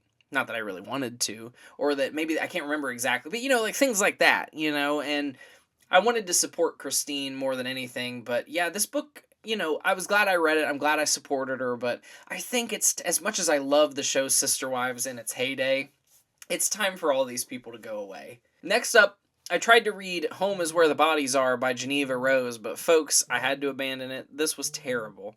I ended up looking up a synopsis and decided that would be better. Next up, the shortest book. I mean, I did also log some plays, but I didn't put them on here. The shortest book I read this year was Gnome Cave, a short story by James Rolfe. Yeah, angry video game nerd.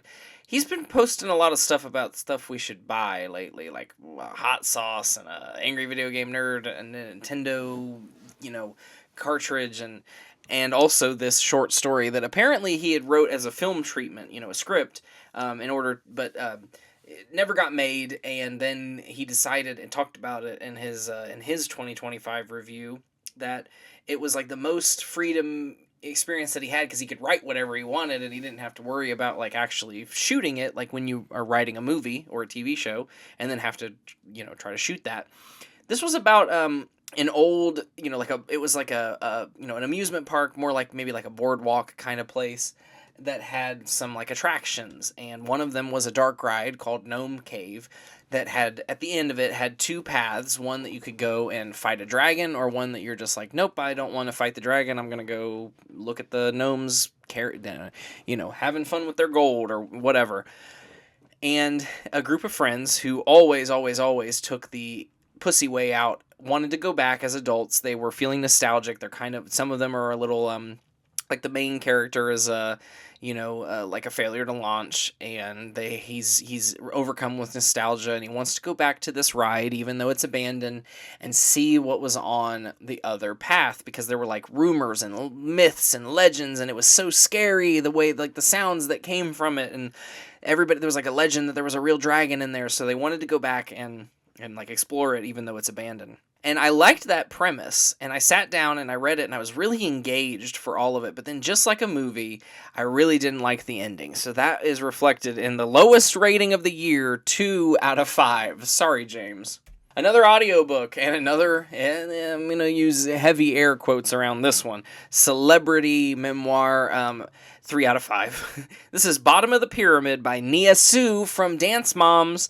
If you've listened to any of these before, you know Dance Moms is bound to make an appearance in the TV section of it's definitely one of my favorite go-to, and Taylor's favorite, like, returning, like, let's rewatch something that we know we love. It's Dance Moms. And Nia was for the longest time, the only African-American member on the team, and she's always on the bottom of the pyramid.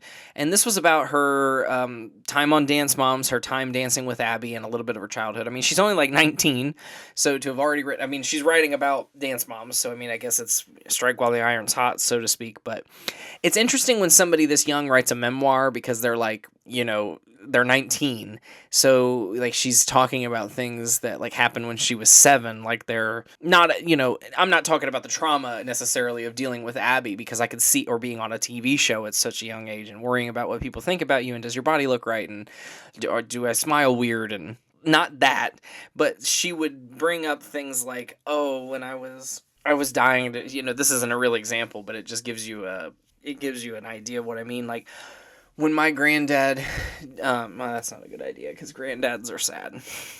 Like, it'd be like when my, it was the it was one of the highlights of my life and the best day of my life when we went to the, or she's like I know, like, people, I'm having a terrible time of describing this, but some of the things that she was talking about, like, she, even at a 19-year-old, she was like looking back and projecting deeper thoughts and emotions than a child can have on herself, because she's writing about things that happened when she was 7, but she has to, like, fill out the memoir, so she has to be like, I was a resilient child, and I remember when this happened, and I felt this way about it, and it's like a more complex feeling than what I was having at 7. But she is the first person from Dance Moms to write a legitimate memoir. I mean, I think Abby Lee has a couple books out, but they're like, How I Became the Best Dance Teacher. They're not like straight memoir like this was. So yeah, I mean, and it talked about a lot of the drama that happens on the show and some things that happen behind the scenes, and it was good. Another audiobook that we listened to in November, so we are getting close to the end of books here,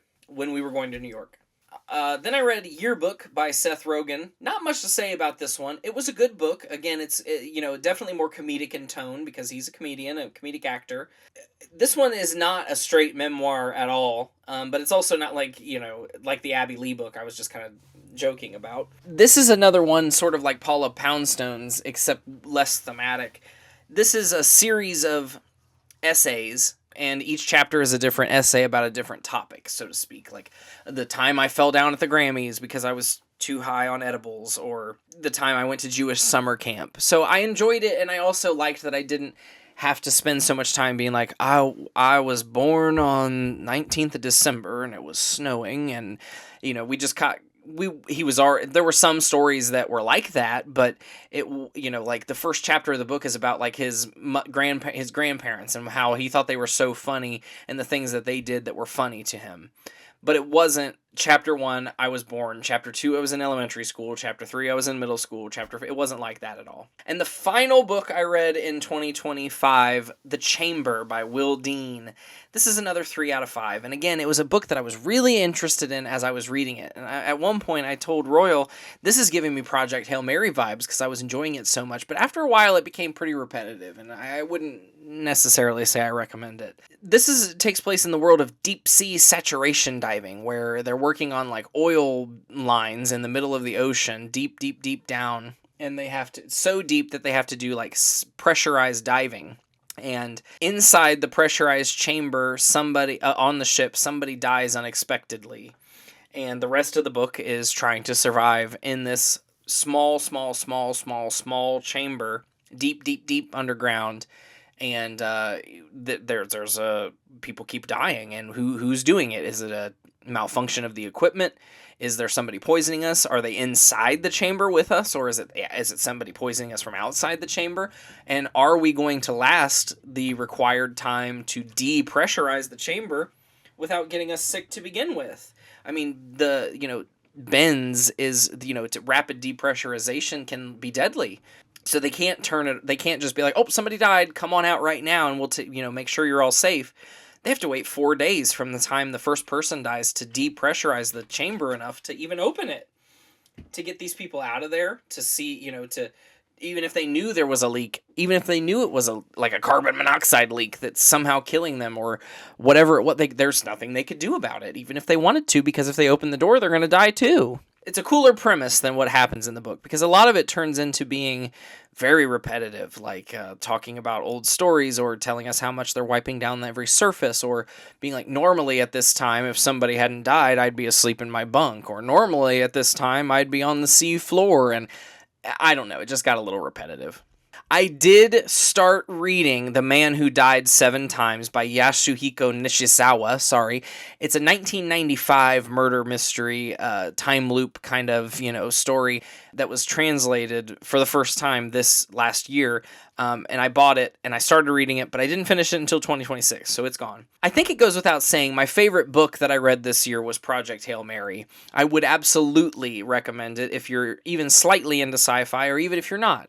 There is a little bit of just like in The Martian, there is a lot of scientific jargon and concepts to wrap your head around, but it's a fantastic book. I loved this book. And now we come to the final shebang, 2025 in TV.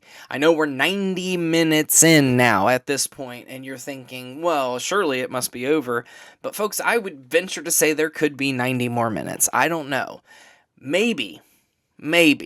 We'll see how much I feel like saying, and if I want to come back after I go have a smoke and a piss. Will I come back now, or will I come back tomorrow? Probably now, because Taylor will be home tomorrow, so I should probably come back now. All right, folks, I'm back.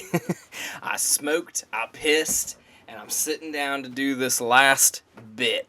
Let's see how long it takes to get through 2025 in TV. This is pretty much exclusively brought to you by Moleskine. I have started putting what I call content logs, where I just go through and list every TV show I watched. And other content. So these are the shows that are new to me in 2025. I started doing these categories a few years ago, so there's a lot of categories. Not that many, but there's a few categories that we do every year, such as like new to me for that year, rewatches, new season, old show, or old show, new season, those sorts of things. So new to me in 2025, Extracted. This is a reality competition show where a person is stranded in the wilderness, a group of people are stranded in the wilderness individually, and then given competitions and things. But the real heart of the show is that there are two of their family members. Each person that's stranded has two family members back in the headquarters, where they're watching everything, they're listening to everything. The person in the wilderness can't see them, but all of the families are there, and there's like, rivalries and heated discussions over who needs the blanket, and why did you give this person doesn't need two blankets, why did you give them a blanket, we told you our person needed a blanket. They're going to do a second season with, it looks like, I don't know if they're all celebrities or if it's just somebody from Survivor. Nina is also from Survivor, but Sandra, the two-time winner of Survivor, her daughter Nina, are going to be the family members, and her son, I believe, or maybe it's Nina's boyfriend, son-in-law, so to speak, are going to be in the wilderness. So that'll be interesting. I don't know if there's other people who are of note on the season, or if they're the only one, but that could be interesting. But I didn't even finish this, to be honest with you. I don't know who won, so yeah, I don't know if we'll see this again. Inmate to Roommate. This is one of those, it's kind of a trashy show, but there were 2 seasons of this. There is a program available for folks who are going to be released from prison but need someplace to go. And, for whatever reason, they don't have family members, or their family members or the people who got them involved into crime. And so there's a group of people who have signed up to essentially take in a stranger. In most of the situations on the show, they are taking in a stranger who they don't even know and going to give them a place to stay. So there's a lot of interesting situations and drama that happen as a result of that. Fired on Mars. This was an animated series about a young man, a colony of people who live and are cultivating Mars, and this person gets fired. But also, you can't go back to Earth. It's not really set up for that. It was a one-way trip. So what do you do when you're in a colony on Mars, can't go back to Earth, and also don't have a job? Flavor of Love. Over Christmas break, this one joined in. I started with another show that will come up later, and I really wanted to see what the fuss about Tiffany Pollard was. And I wanted to know more about Tiffany Pollard, New York, and she's from Flavor of Love, so I watched a few episodes of Flavor of Love. I enjoyed it. It's trash. I don't know if I'll keep watching it, but I just wanted to know more about Tiffany Pollard, and that's where she's from, so... Taylor Swift, The End of an Era, the 6-episode docuseries. Listen, I don't like Taylor Swift. I don't get the hype, but I really enjoyed this documentary series, especially as somebody who works backstage at shows and, likes technical aspects of performances. That part was interesting, and seeing how just the production value of it and how crazy it was. It certainly needed to be documented, but at the same time, I just want to throw out there that there are a lot of moments of self-importance in this show where, not even, of course, Taylor herself, but also, just anybody involved with the concert in any way has this, grandiose, we are changing lives. And, I just want to be clear, yes, you can have a great time at a concert, but, I just want to be clear, it is just a concert, right? Not trying to be hateful, but there were just so many times in this where they were this is, and I know it's important to them, and it's important to the people who are in the audience, but, let's, really rein in this, this like idea that we're heroes because of it, like it's not that incredible, right? Like to go to a concert, like even if it's your favorite artist, like why is that life changing? Like maybe I'm pessimistic, but and so like because like the fans believe it and say it and do it, they like the performers and the dancers and the are like, yeah, this is the most important thing that's ever happened. Like it certainly is like the most successful tour of all time, and certainly like solidified Taylor Swift as a superstar in all ways, but it's not like the second coming of Jesus, right? Like I mean I don't think so. Building the Band on Netflix. This was a good show. It started out with like people in a bunch of different like soundproof booths, and then they would sing for each other, and you'd hit a button if you wanted them to be in your band, and then there was like negotiations, and so essentially they were gonna try to make singing groups, building the band obviously, but it's not really a band. It's a band in the sense like a boy band, a girl band, a singing group, not necessarily like a Rolling Stones or Fleetwood Mac band, so to speak. I thought this was a fun competition, and I enjoyed the episodes. I enjoyed the the performances. I thought it was fun to see and guess who was going to win, and I think the people who did win were good. And I also want to take another opportunity for another MOATAIF honors for Liam Payne.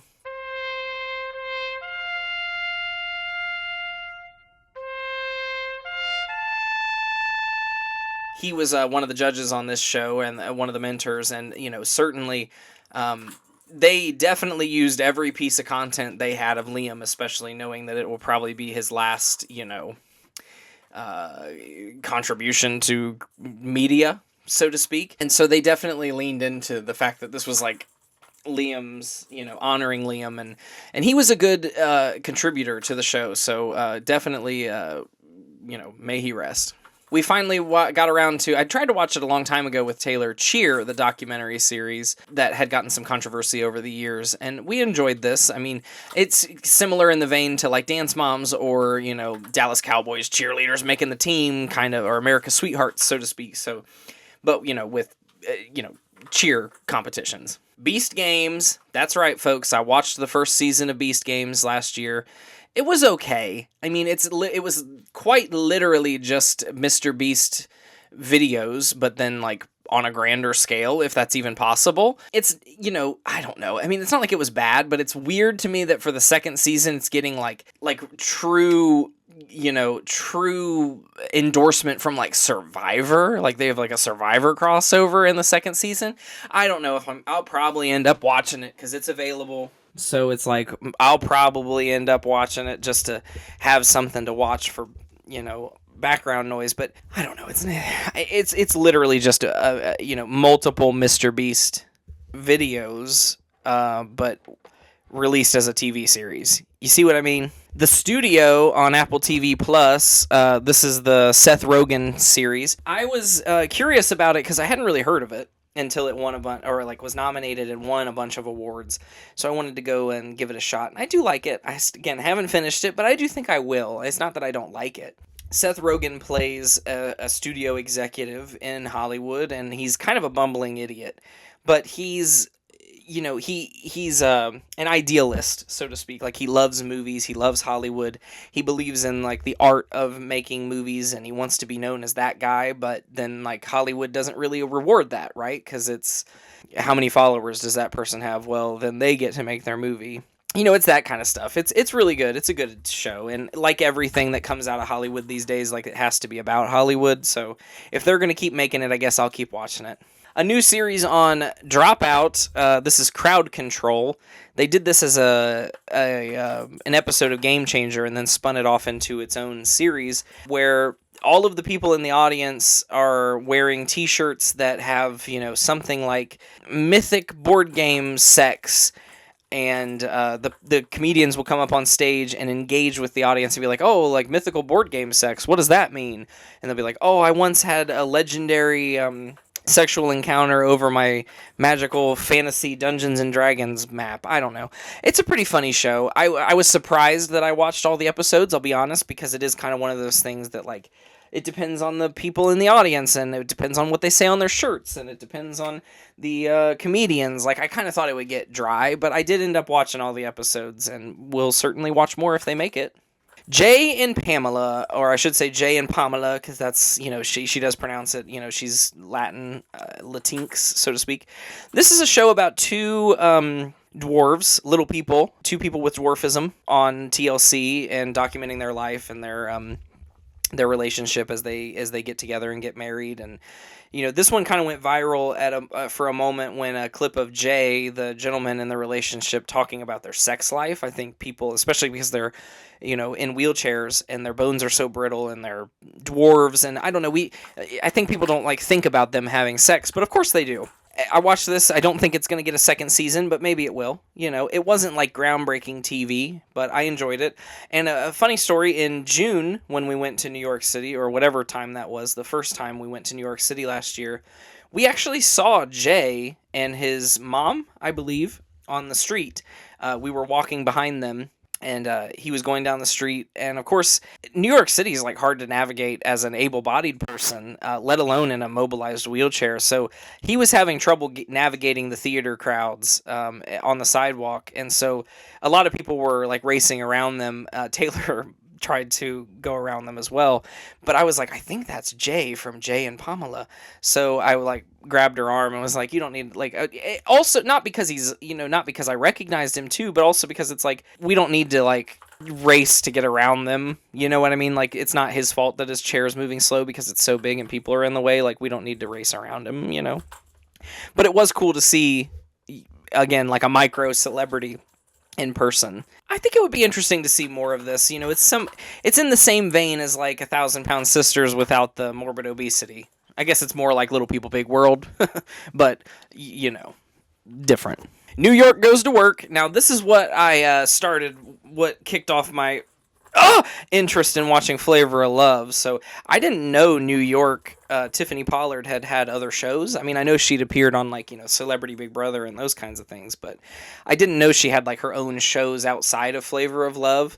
I mean, I know she had I Love New York, one of those other love competition shows, but I didn't know she had this. And so New York Goes to Work is every episode New York has they say that America voted on it. I don't know how true that is, but that America voted for a job that they would like to see New York go and do, similar to Dirty Jobs, kinda. And so she, one episode, she's a pest control person, and she's riding around with people who, do pest control, spraying for bugs, killing mice, those kinds of things. And the conceit of every episode is that she has to do a certain number of tasks that they assign her as regular work that they would do. And depending on how well she does those tasks determines whether she gets paid at the end of the day. And I think it's $5,000 or $10,000 or something like that. This show was hilarious. I mean, I'm sure partially scripted, but New York is truly great reality TV. She was absolutely hilarious, and I loved watching this. Not very many episodes, though. Twisted Metal on Peacock. And when I originally saw this being advertised, I was like, that looks like the most cringe thing I've ever seen in my entire life. Then I learned that it was based on a video game, and I was like, oh, okay. Well, so that kind of explains, why it looks like that. You know what I mean? Why it's, I don't know how to describe what I'm talking about, but I just thought it looked terrible, and cheesy as fuck, and I don't know, I thought it was just knowing that it was based on a video game made it less cringe to me. So I gave it a chance, and I watched a few episodes, and I liked it. I think I may have even watched the whole first season, but here's the thing, I don't remember. So it's was it that good? But it essentially exists in it's a post-apocalyptic world like they all are. At the very least, it's dystopian. And the main character is a courier, so to speak, like a DoorDasher. And he goes out from the city and delivers, packages to other cities, or brings packages back to the city to, that sort of thing, to keep commerce going. But it's dangerous on the main roads because that's where all these dangerous vehicles that everybody's made to kill each other are. I don't know. It was okay. The Paper. This was the Office spin-off continuation, so to speak, that came out this year. I thought it was okay. Again, I don't know if I finished the whole season, but I thought it was okay.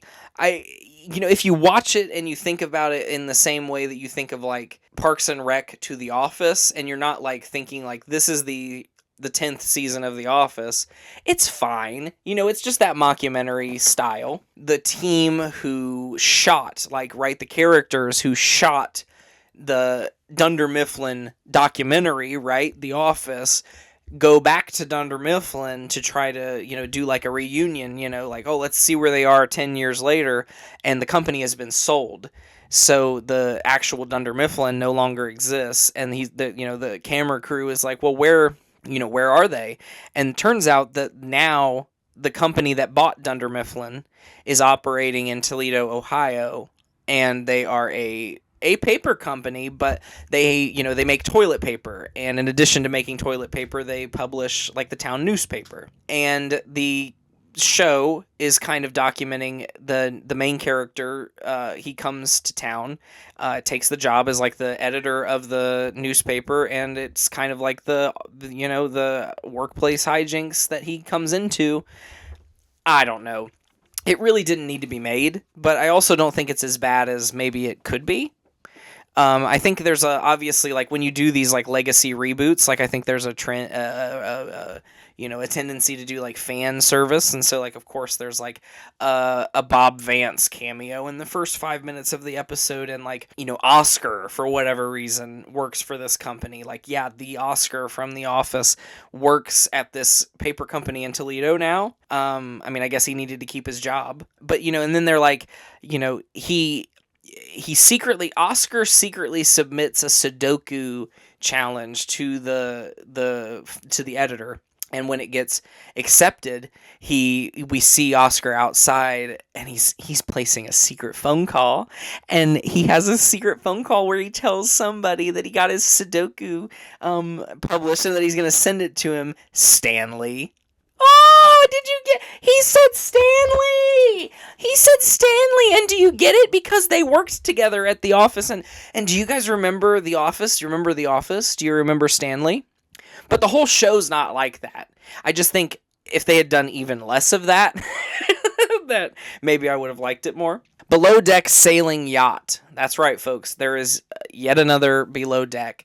And this time, I finally, out of desperation, I gave it a shot. And it is different because obviously, like, a sailing yacht has sails. And so there's, like, different things to worry about. But ultimately, it's Below Deck. It's the same as all the other ones, just with, a different motor. I mean, so to speak. The motor is wind. The Hunting Wives on Netflix. This is based on a book, and of course, I haven't read the book. I didn't read it this year, that's for sure, and I didn't read it in the past either.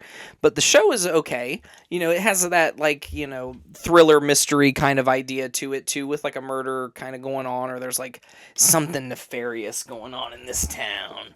The Hunting Wives, it is what it is. The lady from The Comeback plays this like old Republican lesbian, and the lady from Pitch Perfect plays like a young Republican lesbian. I don't know. It was okay. They're going to make a second season, and we'll probably watch it. But again, it's not like this life-changing show. But it did go viral, and a lot of people are like wet because they want to be lesbians, or like they like seeing lesbians. Alien Earth. Like I said earlier, I knew it would come up at some point, but I don't have that much to say about it. I did like Alien Earth. I watched a few episodes, like the first few episodes. I had, caught up with to the timeline, so to speak. Like I had seen all the movies that supposedly took place before this timeline that they're focusing on. And Alien Earth takes place on Earth, woohoo, and shows what this alien outbreak is like on Earth. At the beginning of Alien Earth, a deep space, exploration vehicle with some terrible aliens on it crashes onto Earth, and of course one of those aliens is the Xenomorph. But they're also working with like immortals, like robots, like they've uploaded the consciousness of some children into some robots and turned them into like cyborgs, like ultra really good weapons. I don't know. They got a lot going on. I made it all the way to, they end up doing a flashback episode like halfway through the season about what happened on the ship that ends up crashing on Earth in the first episode. And by that point, I mean, it's basically just remaking the movie Alien. I don't know. I didn't get through it. Apparently, it's one of the best episodes of the season. And I can see how it could be. But for whatever reason, that day that episode came out, I just wasn't in the mood for a flashback episode.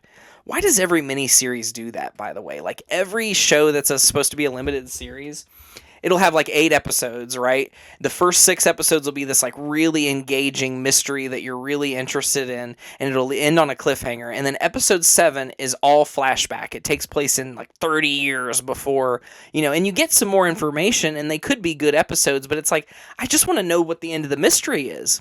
Why do we need a bottle episode here? It's just poor writing in some cases, and Alien Earth had that. And yeah, it might be the best episode of the show, but it's not what I was like enjoying about it at the time. So I don't know. Maybe I'll go back and finish it. Now we're on to rewatch / finish old shows. So shows that I rewatched or things that I started at the end of the year and finished this year. Starting with Bridgerton, we rewatched Bridgerton on Christmas break because there's going to be Bridgerton season 4 coming out in January, but we binge watched it legitimately in like maybe 4 days. So by the time the 4th season comes out at the end of January, it won't be as fresh as we had maybe intended when we started watching it. I'll probably end up making a break right here after rewatch finish old shows because Raisin's being too bad. As always, every year we end up watching Dance Moms at least at some point. Even if we only watch a couple episodes or we watch a couple seasons or we end up watching the whole thing, like at some point in the year, Dance Moms will be on the TV, so it should just be like a perennial expectation. Extreme Cheapskates. Again, I think this was started late last year, and I just finished watching whatever episodes I hadn't seen before. Dead to Me, again, a show we started late last year and finished this year. It was fine. Every show that gets really popular loses what made it popular by the time they make a 3rd, 4th season. I don't know. This just didn't need to go on as long as it did. Beat Shazam. It's background noise sometime, but we did watch a little bit of this in 2025. Strangers with Candy. That's right. I own this on DVD, and a few months ago, or maybe a few weeks ago, the Wi-Fi was down. Not the power, thank God, but the Wi-Fi was down. I don't know, maybe somebody hit the Wi-Fi receiver, fuck if I know. But it was down for a day, and for that day, we ended up watching DVDs, and I picked, when I was by myself, I picked out Strangers with Candy, and started watching that again, to entertain myself, and really enjoyed it. This show could not be made today. If they did try to make it today, it would be a hollow shell of what it is. I love Strangers with Candy. I think it's so fucking funny. I love Jerry Blank, Amy Sedaris as Jerry Blank. I love the other characters in the show. I think it's absurd. I think it's really fucking funny. What else can I say? Wife Swap. Not much to say. Every year, again, it's a perennial. I'll put it on as background noise, or if I'm really desperate for content, and there's always a good episode of Wife Swap, and there is something so nostalgic about early 2000s reality TV for me. I mean, I guess it's because that's when I was growing up. Speaking of which, early 2000s reality, Real Housewives of Atlanta. We only watched a couple seasons of this. We, maybe got up to season 4 or 5, and then we're like, that's enough of this. But those early seasons are incredible. Same with Food Network Challenge. Those early seasons, as I've talked about before, where they're actually recording actual competitions that are happening around the country, not ones that they've set up themselves. Hoarders, what can you say? Enlightened by Mike White. I watched a couple episodes of this season, but it wasn't, I've already finished it before. My Crazy Obsession, again, those, they have a lot of good episodes about that, and, the world's, not the world's largest, but My Crazy Obsession is Simpsons figurines, and it's that kind of thing. The Jersey Shore. I watched a few episodes of this year, but this was definitely a 2024 show overall. But I did watch some episodes of this, but I think we've reached the end of what we consider to be good Jersey Shore content. And that'll be it for today, folks. We'll continue with the next segment some other time with another year for crime.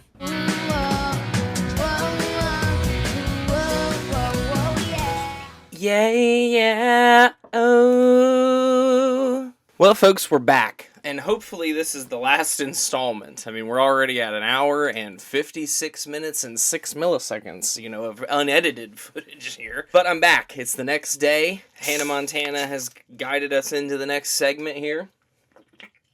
Drink a little Dr. Pepper.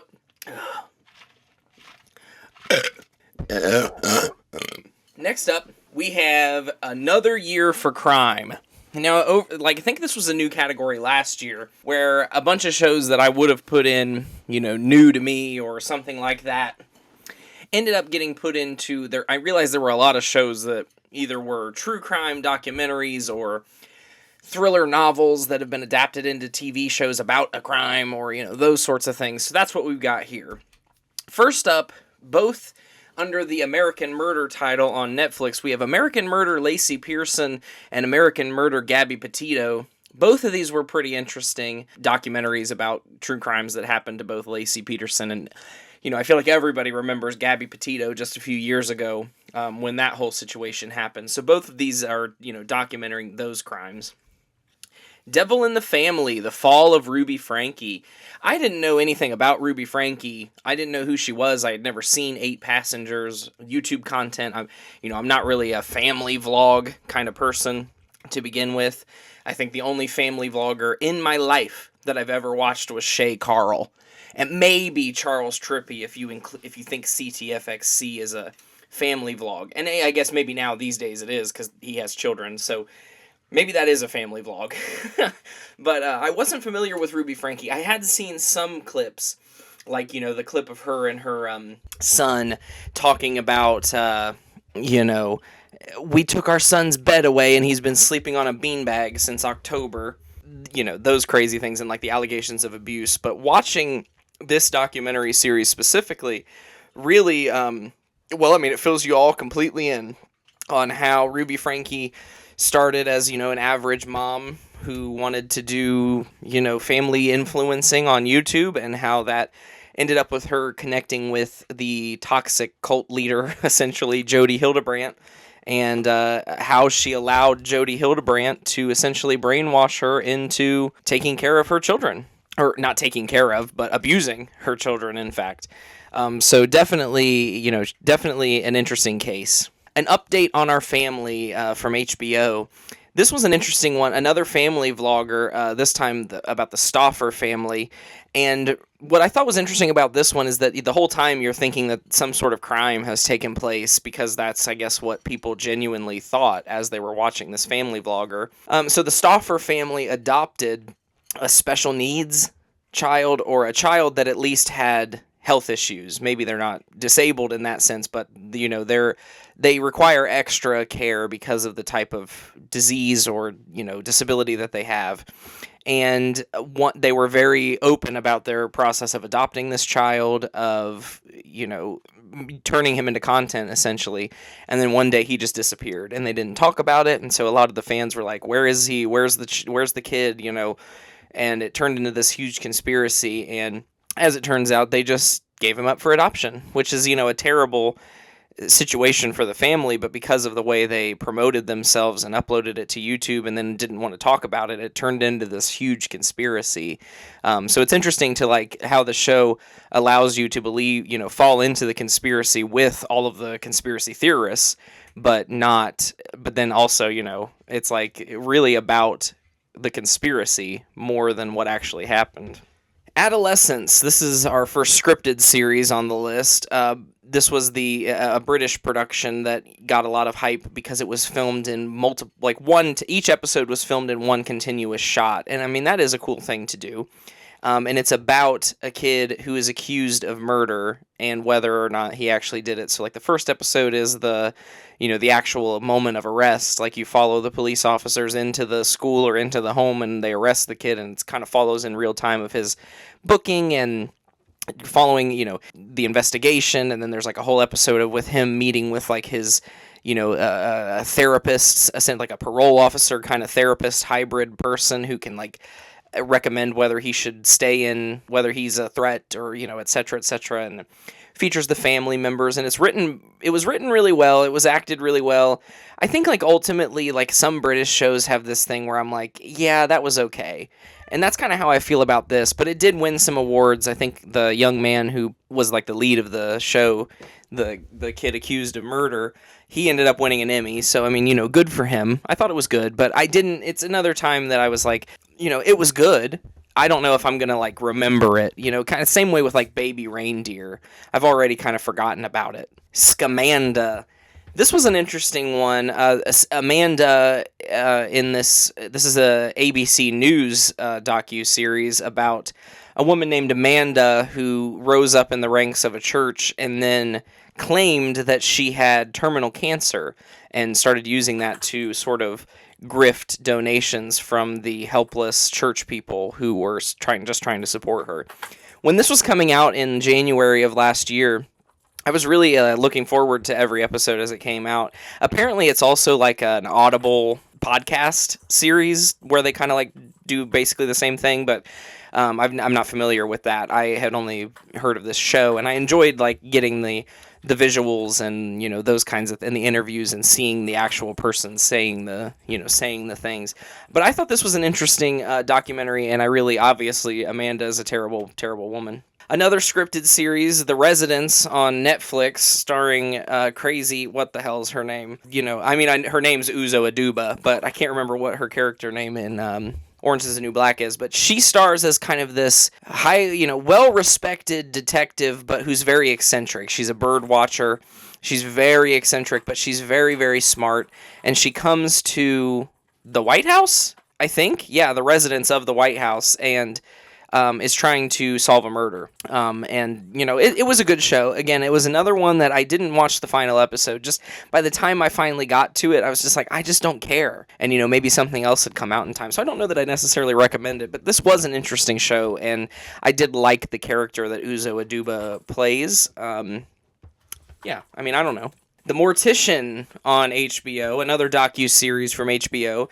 This one is about a mortician who did some illegal things. There's like a certain number of, like he would mix up people's remains, and he would claim that people had died that hadn't, and he would burn 6 bodies all at once when that's not legal, and he was really doing a lot of illegal shit. But it was another mini-series that by the time that's it. Like, you just got the whole idea. There's obviously more information to be gleaned from it, but ultimately the story wasn't that gripping to need to watch all 3 or 4 episodes. I was like, I get it. He did some dirty things as a mortician, not like he was having sex with them.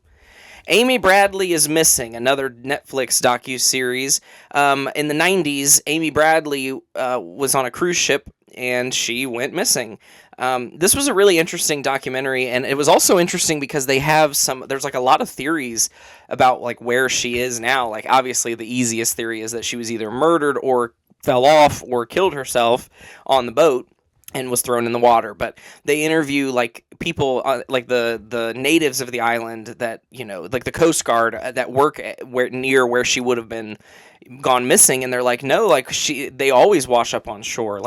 I don't know how you could say that with definitive proof, right? What if she got caught chopped up in the boat's motors, and the boat's propellers, and got chopped into chum, and then it's hard to say with definitively obviously what happened to her. But what was really interesting in the documentary is there are a lot of people who claim to have seen Amy Bradley in Barbados, where one of the last places she may have been seen, or at least in the area of the Caribbean that she went missing in.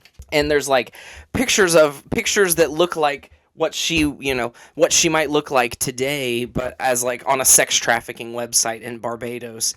So, it was a really interesting story, and they had an IP address in Barbados would check on a website, the Amy Bradley is Missing website on her birthday, or on the day she went missing, or on her mother's birthday. And so it was this, there's a lot of really weird things in this case that obviously the path of least resistance, Murphy's Law, no, that's Occam's razor, is she fell off the boat. either by her own volition, by an accident, or by somebody malicious. But I mean, that's most likely what happened. But it was interesting to see that there's like kind of a lot of proof that she might actually, maybe, potentially, could be, maybe still alive, and obviously in a terrible situation, being human trafficked. But it was just an interesting story, because you see somebody goes missing on a cruise, and you don't think they're going to be like, look at this person on this sex trafficking website. Like, don't you think this looks like her? Like, I mean, I just assumed she was fish food. Now, this one really doesn't fit, but it does. I mean, it is. This is Mall Cops, Mall of America. And this is a show I remember from when I was a kid. And it took place in the Mall of America. And it was a, very short-lived, only one season reality show that followed the officers who work in the Mall of America and the various things that they have to do. But there's not many episodes of it, and it came out in 2009, but it's an interesting show, and I like documentaries or, reality shows like that. Old show, new season. Let's keep it rolling, folks. The title itself, these are shows that I've watched for years, or at least as recently as last year, that had a new season. Hacks. This will be the final. Not this one, but this upcoming season will be the final season of Hacks. I've been enjoying Hacks. It's okay. I mean, it's Jean Smart has won a lot of awards for it. She plays Deborah Vance. In this season that just aired, she finally had a late night show, sort of like the Tonight Show, which was supposed to be the dream of her career, the highlight of her career, and it really wasn't what she anticipated. There were a lot of restrictions, and then of course Ava, her writer, they have a very contentious relationship, and it certainly put a lot of pressure on Ava, and it was a good season. They both, I think, won the Emmy this year, or at the very least, I know Hannah Einbinder finally won the Emmy, so good for her. I'm excited to see how it ends. It is kind of sad that it'll be over, but at the same time, each season kind of repeats itself, even if the main goal, like one time she's working on getting a Vegas residency, and now she's working on getting a Tonight Show, but ends up repeating the same similar beats. I hate you. No, I love you. We need each other. I hate you because of the thing you did. So it'll be nice to kind of get away from that. There was a new season of Dance Moms, A New Era, that came out towards the end of 2025. This is definitely a hollow shell of Dance Moms, but it does fill the void of Dance Moms, so to speak. But the dance teacher is not as memorable as Abby Lee, even though she was, toxic. It's just like it doesn't hit the same heights as Dance Moms, but if you're in the mood for Dance Moms and you don't want to be rewatching Dance Moms, hey, they have Dance Moms, A New Era, and I feel like they'll probably do another season. 1,000 Pound Sisters, this at one point was my number one show, so, say what you will, but now that we've gotten past the massive weight loss, and now that Tammy is actually smaller than Amy, it's still a good show, but it's just becoming something different. There is a new season airing right now, which is nice, but I also went back and rewatched older episodes, but now that it's just kind of in my life, it's not, it doesn't like blow me away anymore now that we've gotten kind of past the emotional triumphs and the deaths and, that kind of thing. The final season of The Righteous Gemstones aired this year. I really think, to be honest with you, there were 4 seasons, and I think the 3rd season was the best. Well, not the best, but it was the time to end it. The 4th season kind of was like an epilogue, and it was fine. And I think, when I rewatch it, I'll probably still enjoy it, but it just was not as good as seasons 1, 2, and 3. And really, season 3 ended in such a way that it could have been the series finale, and with the writer's strike and with the actors strike and all of that, it took a long time for it to come out. So in that time, I mean, I wasn't missing the characters. I was excited for the next season because they said it was coming, but then it came out, and I don't know, even Danny McBride was saying in the come up to it, he was like, I thought this show would go on forever. I thought we would do 10 seasons of this show.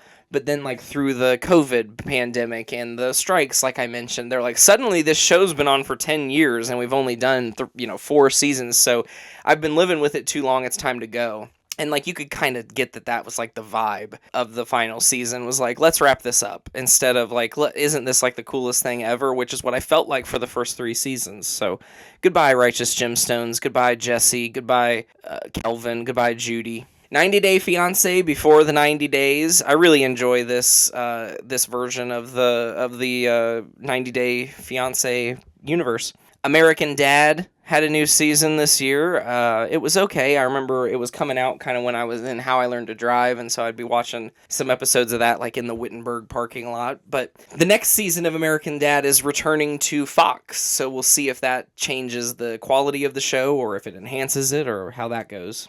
I also watched the new season of Family Guy, which is background noise, and they've been doing some exclusives for Hulu, which are, whatever, but they're like more like holiday specials, even though they're still only 30-minute episodes. They're okay, but I mean, like, there is still new Family Guy content, but I gotta tell you, most of this year I was rewatching Family Guy. It's a great comfort. If you go to a hotel and hook up your laptop, Family Guy is just going to give you so much comfort, especially old classic Family Guy. I did watch Survivor 48 and Survivor 49 just in my downtime. I am really looking forward to Survivor 50. I don't know if I'll watch it live or not, but I mean, that's like, there's, some iconic people returning for that. There's a new season of Game Changer as well. Be honest with you, it aired so long ago, I don't really remember what I thought about it. I do know there was like that one episode where they started doing like ads, and so they gave like Jacob Wysocki $100,000, and it was like sponsored by LinkedIn.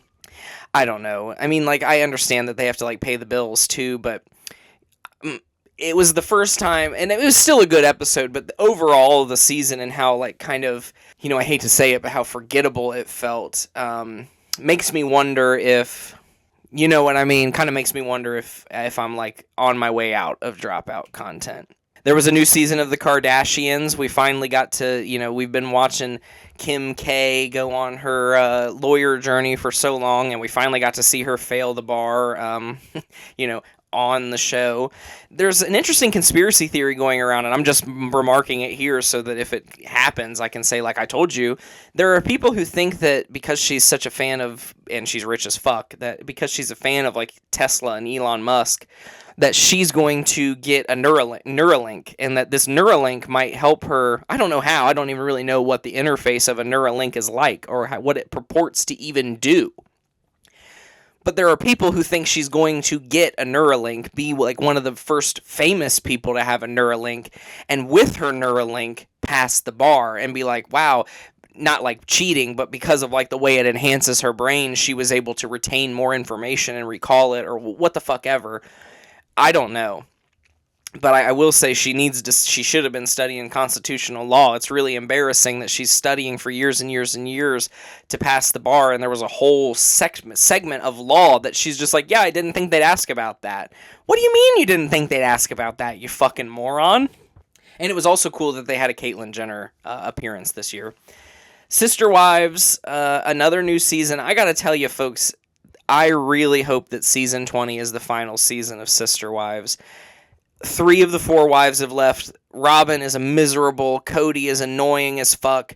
And the other 3 ladies, they're filming scenes that are, like, clearly, like, these are my friends that we've never seen before. Okay, so they're paid extras, right? They're, like, I don't know. And they'll, like, each episode might be, like, two 15-minute conversations that are then slow. That's really generous. 2 10-minute conversations that are then split apart scene by scene, interspliced with interviews, flashback clips, old photos, to the point where, like, a 45-minute episode, you get 10 minutes of new content. It's ridiculous. And they're just trying to bank on the name that they've had they're not even fucking polygamous. They don't believe in it. They don't want to do it. It's stupid. And it's a shame because, again, Sister Wives was at one point would have been my number one show. I love the character. I know they're people. I love the characters on the show. I love early episodes of it. I donated money to a humane society in Garrison Brown's honor when he died. Like, I do, like I talked about earlier, I read Christine's book the moment it came out, and like would certainly do the same for the other two wives, Mary and Janelle.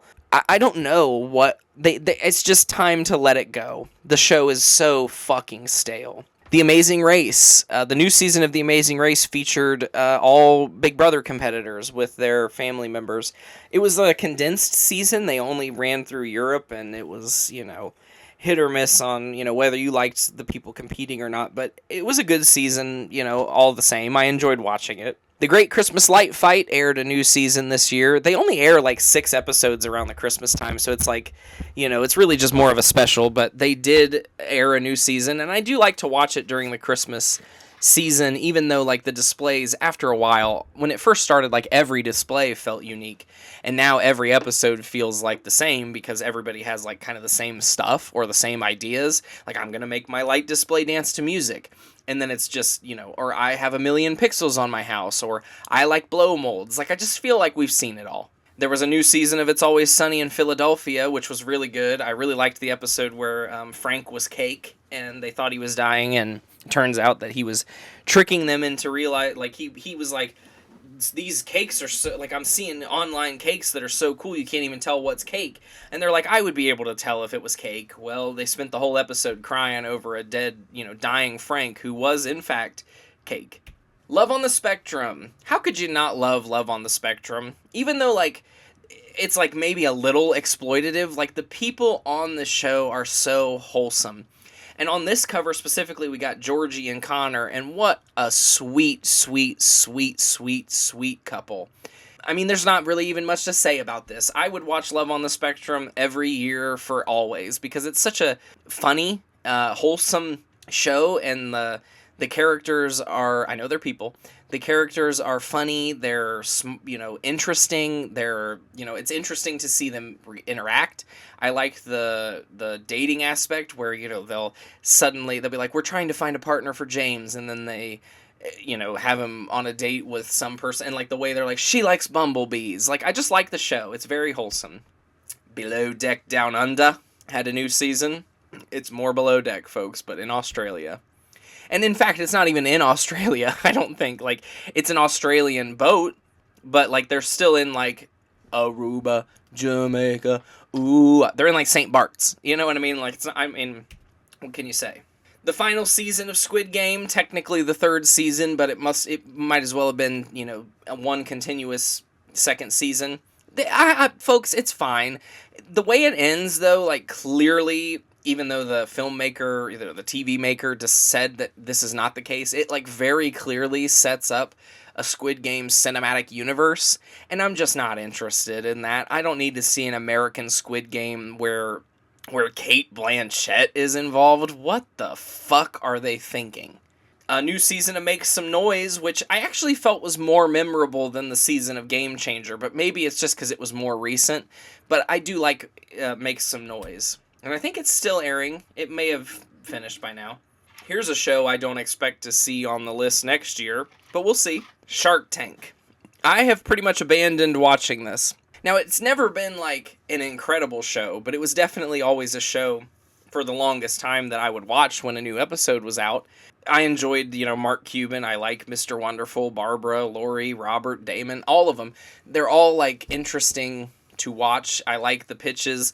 But after a while, and then now that Mark Cuban is gone, I'm just not interested. I'm just not.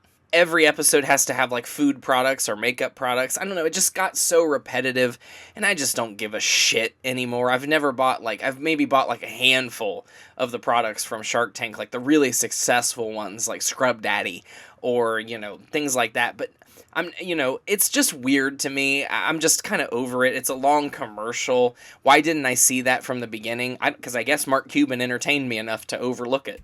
There was a new season of Halloween Baking Championship. Below Deck itself. Fraser from Below Deck actually apparently had a heart attack recently, and they blamed it on his vape, but then there's also people like, yeah, if you mean, like, cocaine, A new season of Rick and Morty, a new season of Smiling Friends, which this is wearing on me. I'll put it that way. I was really looking forward to every episode as it came out, but then like after it was over, I was like, yeah, okay. Oh, yeah, well, yeah, whatever. You know what I mean? It didn't like blow me away like maybe the first couple seasons did, where I was like, oh my god, like that's crazy. The final season of Solar Opposites. This is the other show by the folks who did Rick and Morty. I enjoyed Solar Opposites. I haven't finished the season yet, so, we'll see if I go back and do, as a completionist, go through and finish it. Maybe there's something to be said, like, I haven't finished, like, a lot of these shows, and, like, maybe there's something to be said about, like, I don't want to say goodbye to them. Can we talk for a second about the new season of South Park? It was good. It just won a Critics' Choice Award last night. It was going viral. The White House made a statement about it. I'm just tired of Donald Trump, guys. I'm just really fucking sick of seeing him and hearing about him and making fun of him and talking about him. It's just been so goddamn long. Like, obviously, he's been a celebrity forever, but he has been a politician since, like, 2015 at this point. And, folks, that's 11 years ago. And I just think it's not normal. It's just not normal to talk about someone this much for so long. Like, I hate him, don't get me wrong. Like, but I just wish that South Park wasn't that. Like, they've always done pop culture, I know. They've lambasted all sides of politicians. I mean, mostly Republicans, but they've done things about, most of the presidents when they want to, whether they're, they've done nasty stuff about Hillary Clinton. They've done nasty stuff about Donald Trump. I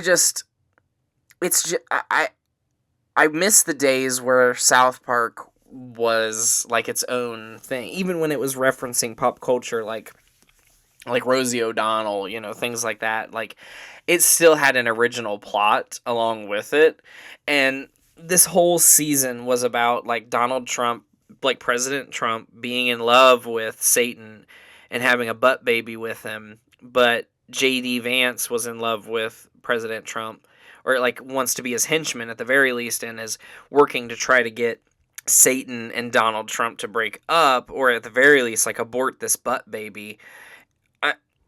Do you hear what I'm saying? And, like, I'm a Democrat. I don't like it, but do you hear what I'm saying? I don't know. Another season of MasterChef. This time, they have to come up with a gimmick. They think they have to come up with a gimmick for every season. So this was dynamic duos, mother and daughter, aunt and cousin, aunt and niece, husband and wife. And a new season of Big Brother 27. And interestingly enough, I mean, I guess it's not interesting, but shortly after Big Brother 27 ended, one of the contestants, Mickey, passed away. So MOATAIF honors Mickey.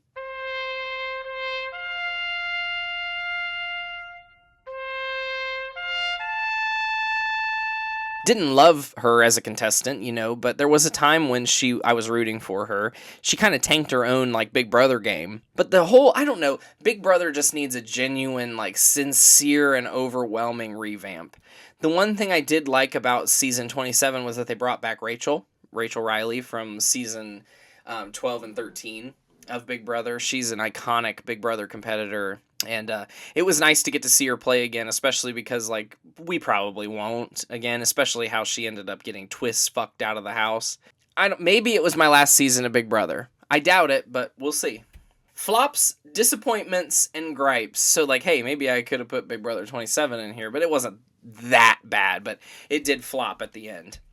The first show I tried out on this list, or that I want to talk about at least, is Apple TV's Mythic Quest. Now, Apple TV has some good content. Over the years, a lot of it has made its way into my top 10. And I like Rob McElhenney, or should I say Rob Mack, or McElhaney, Rob Mack, because he dropped the McElhaney, if you will, in a pretentious move. I didn't know that he had other projects going on, right? So he's got Mythic Quest, and he also, like, bought a soccer team in England with Ryan Reynolds and does a show with him, and has, like, started to adopt his personality. I don't know. This is about Rob Mack. His character has created, like, essentially War of the World, or World of Warcraft. and but it's Mythic Quest, but it's World of Warcraft, an online MMORPG.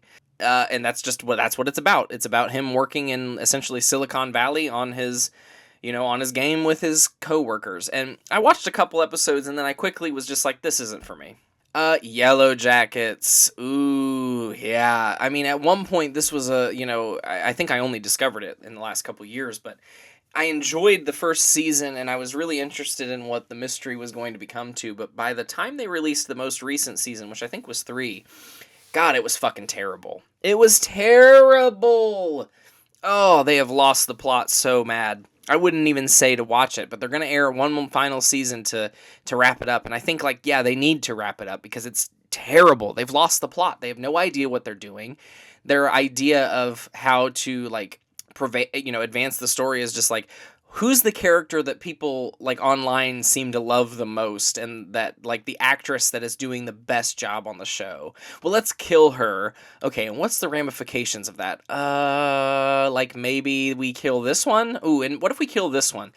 It's so bad. And I know they have to build to a conclusion, but it seems like they didn't have a conclusion in mind and are just kind of winging it as they go, and I don't think that's the way to go.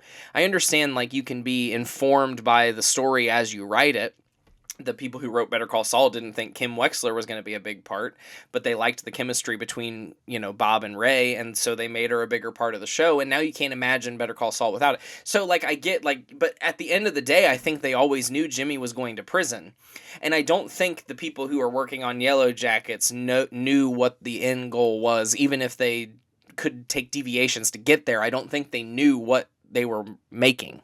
Don't Be Tardy, Kim Zolciak's show. Like I said, we watched Real Housewives of Atlanta, and this show is just obviously, because it only follows Kim, and Kim is one of my favorite housewives, but once it was only her, it was just, she couldn't really carry a show by herself. Same with Kendra from Girls Next Door. 90 Day, The Last Resort. I didn't like this. The idea is all these couples from 90 Day Fiancé this is the last chance they have to save their relationship. It was just boring, and if you haven't seen all of the all of the various 90 Day properties, you're like, who are these people? And I'm only there to see this one person, but I have to sit through 90 minutes of other people that I don't even know their history. It was too convoluted. Dexter. I did try to watch Dexter this year, and I didn't hate it. I watched a couple episodes, and it was good, but I just don't really like shows that are episodic. I know that sounds dumb, but what I mean is, there are minor overarching themes that I could tell between Dexter. There's, certainly, his sister does something in episode 1, and, she mentions it again in episode 2. But at the same time, like NCIS or CSI or something like that, Law and Order, you could catch an episode of Dexter on, on cable, and it'd be season 4, episode 12, and it's going to make sense to you even if you don't know all of the little references that they're making, because that's exactly what they are, little references. Each episode has its own serial killer that he's gonna track down and kill, or he's kind of toying with a serial. I don't know. It's just I just don't like that kind of stuff. Holly's World, again, one of the main stars of The Girls Next Door, she got her own show. It just wasn't that entertaining. Unbreakable Kimmy Schmidt. Now, when this came out, I actually really enjoyed it, and I think, in my mind, I still think it's good. I tried to show it to Taylor at some point over this year, and we maybe got through 2 or 3 episodes before she was like, this fucking sucks. I think she thought it sucked at episode 1, but it was by the time we got to episode 3 that she was like, no, I'm not going to watch this. Teresa Caputo, Raising Spirits. You gotta love the Long Island medium. She's out doing another show, and I thought maybe this one would be, and it is kind of a little different than Long Island medium, but ultimately it's, the exact same thing, but now on Lifetime. And the King of the Hill revival. That's right, folks. I think I was looking forward to this. And ultimately it's not terrible, but it also didn't need to be made. I like that they aged them up. I think that was the right decision, rather than just to make an episode as if no time had passed. But I don't know. Peggy sounds weird. Why were they living in Saudi Arabia? Would Hank ever live in Saudi Arabia? And from one, like, when they first reintroduce Bill, he's housebound because he's morbidly obese. That's fucking funny. And the next scene, he's out. So, I mean, I know, like, but, I mean, like, that could have been a funny, he's My 600-Pound Life, he's the whale, he's Brendan Fraser in The Whale, he can't leave his house. But instead, like, immediately and, there have been a lot of people on the show who died in the last couple years, and it was weird to not even, like, mention Luann or Lucky, not one time. Like, are the characters still alive, I know the voice actors aren't, and I don't want them to replace the voice actors for sure, like, honor that they're gone, but either, like, decide that the characters are dead and acknowledge it, like they do with, like, Adam West, when Adam West dies in the real world, Family Guy, peacefully and respectfully killed off Mayor West and, had an episode that honored him. Now, you don't have to go that far with it, but they could have just been like, oh, I just got off the phone with Luann. They just didn't even mention them. Luann, Lucky. I mean, there's a few scenes with John Redcorn, but of course his actor passes away too. I don't know. I don't think there will be more of this. Honorable mentions. So before we get into the top 10, there were a few shows as we wrap up here that I did want to mention. Fargo. Now, I had seen the season 1 of Fargo when it came out, and then that was basically it. I went back this year and watched a couple of the extra seasons. I think I got, like, season 2, season 3, and then if season 4 is the one with Chris Rock, that was the one where I kind of fell out.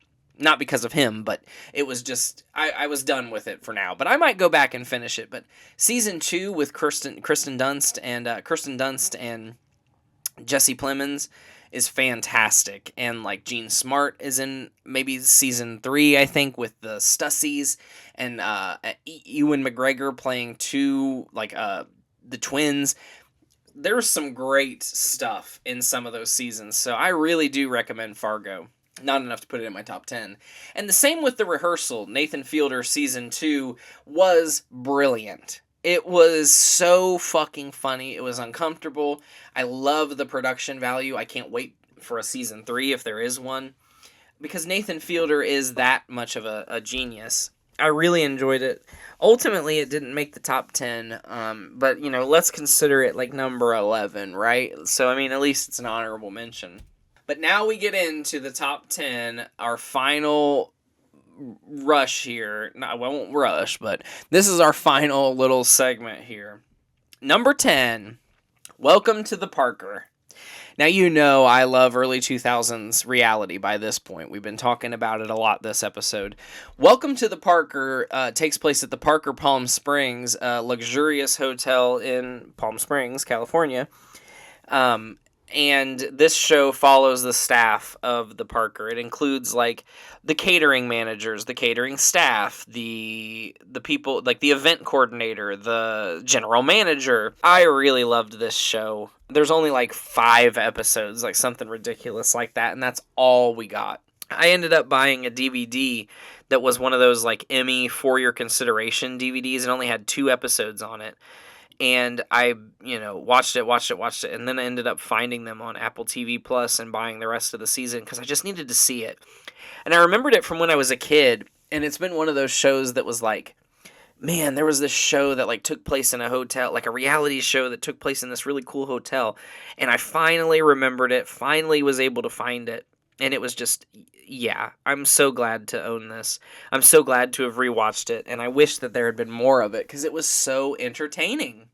Number 9, Polly Family on TLC. Well, I liked Sister Wives, so why not give it a shot? This was a new show this year, and featured what I guess is like a TikTok or Instagram group of people, a polycule, if you will, it's like 2 separate marriages who swap with each other only. A closed quad polycule is like what they call themselves. They each impregnate both of the wives. They don't really like each other though. Like the dudes, like they live together, they cohabitate, they like parent together, but they don't really like each other, and there's like tension between them.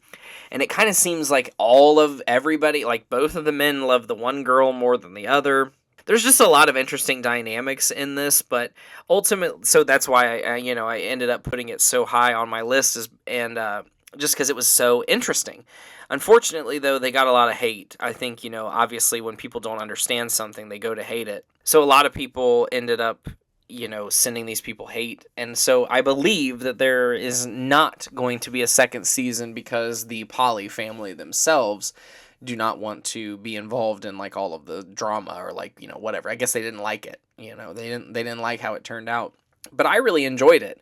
I thought it was a good show, and then like one of the big talking points is that they decided they have mutually all agreed not to know the paternity of the newest baby that's born into the family. So like both of the guys had sex with her in an amount of time that they both conceivably could, they either one could conceivably be the father of the baby, and they don't want to know. Well, apparently at some point one of the other dad, while he's with the baby, has them do a blood test, not intentionally trying to get them to run the results of the paternity, but just your average blood test to make sure the baby's okay. And of course, when they report that back, they're like, oh, well, the baby's blood's, AB negative. Well, unfortunately for the other dad, he believes that there's no way his personal blood type could be combined with the mom to make AB negative, or like whatever the hell the baby's blood type is. So he's devastated. Of course, it turns out he's a dumbass, because later in the season, the more they talk about it, they meet with somebody and like a blood doctor, and the blood doctor or a paternity doctor or genealogist, and he's like, oh no, you could absolutely, your blood type and her blood type could definitely combine and make AB negative. Like, obviously, he's just never done like alleles, or whatever those are called, where you put the recessive gene and the non-recessive, whatever that one's called, dominant gene or whatever the hell. He doesn't know how to do that, apparently. Number 8, The White Lotus. The third season of The White Lotus came out, and I'll say, like, as it was coming out, I wasn't sure what I thought of it. A lot of the characters were really interesting, like, Parker Posey and that whole, like, Southern family with Jason Isaacs and the incestuous brothers, and, like, the gay stuff that was going on, and Walton Goggins and everything that was going on with him, and, like, Amy Lou Wood, and It was an interesting show. I think it was an interesting season, and I mean, I like White Lotus overall. And it's interesting because, like, the character that keeps coming back is this Greg character that we know was, like, seducing Tanya, then married Tanya, and had her murdered, essentially. And now he's back again, and he is essentially targeting Belinda, the masseuse. Yeah, it's just a really good show. I'm interested to see how the fourth season goes. I'm interested to know, like, how is this going to wrap up? Because, like, at this point, White Lotus is about Greg, kind of, to a certain extent. So, like, at some point, they're going to have to wrap up or explain what the fuck is going on with Greg and why every time we see him on screen, I should be so scared, because I am. Number 7, America's Sweethearts, Dallas Cowboys cheerleaders.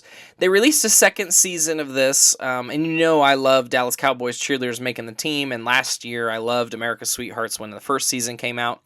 The only reason I ranked this one a little lower than last year was because I didn't think it was as good as the first season, but every time this comes out, I'm just blown away by the history of it all, the institution, and like literally the facility itself, like the Ford Center that they work out of and practice in and train in and where their offices are is just incredible to see. And like every time I watch this show, I'm like, who is the director of facilities there? Because that's like my job here in town.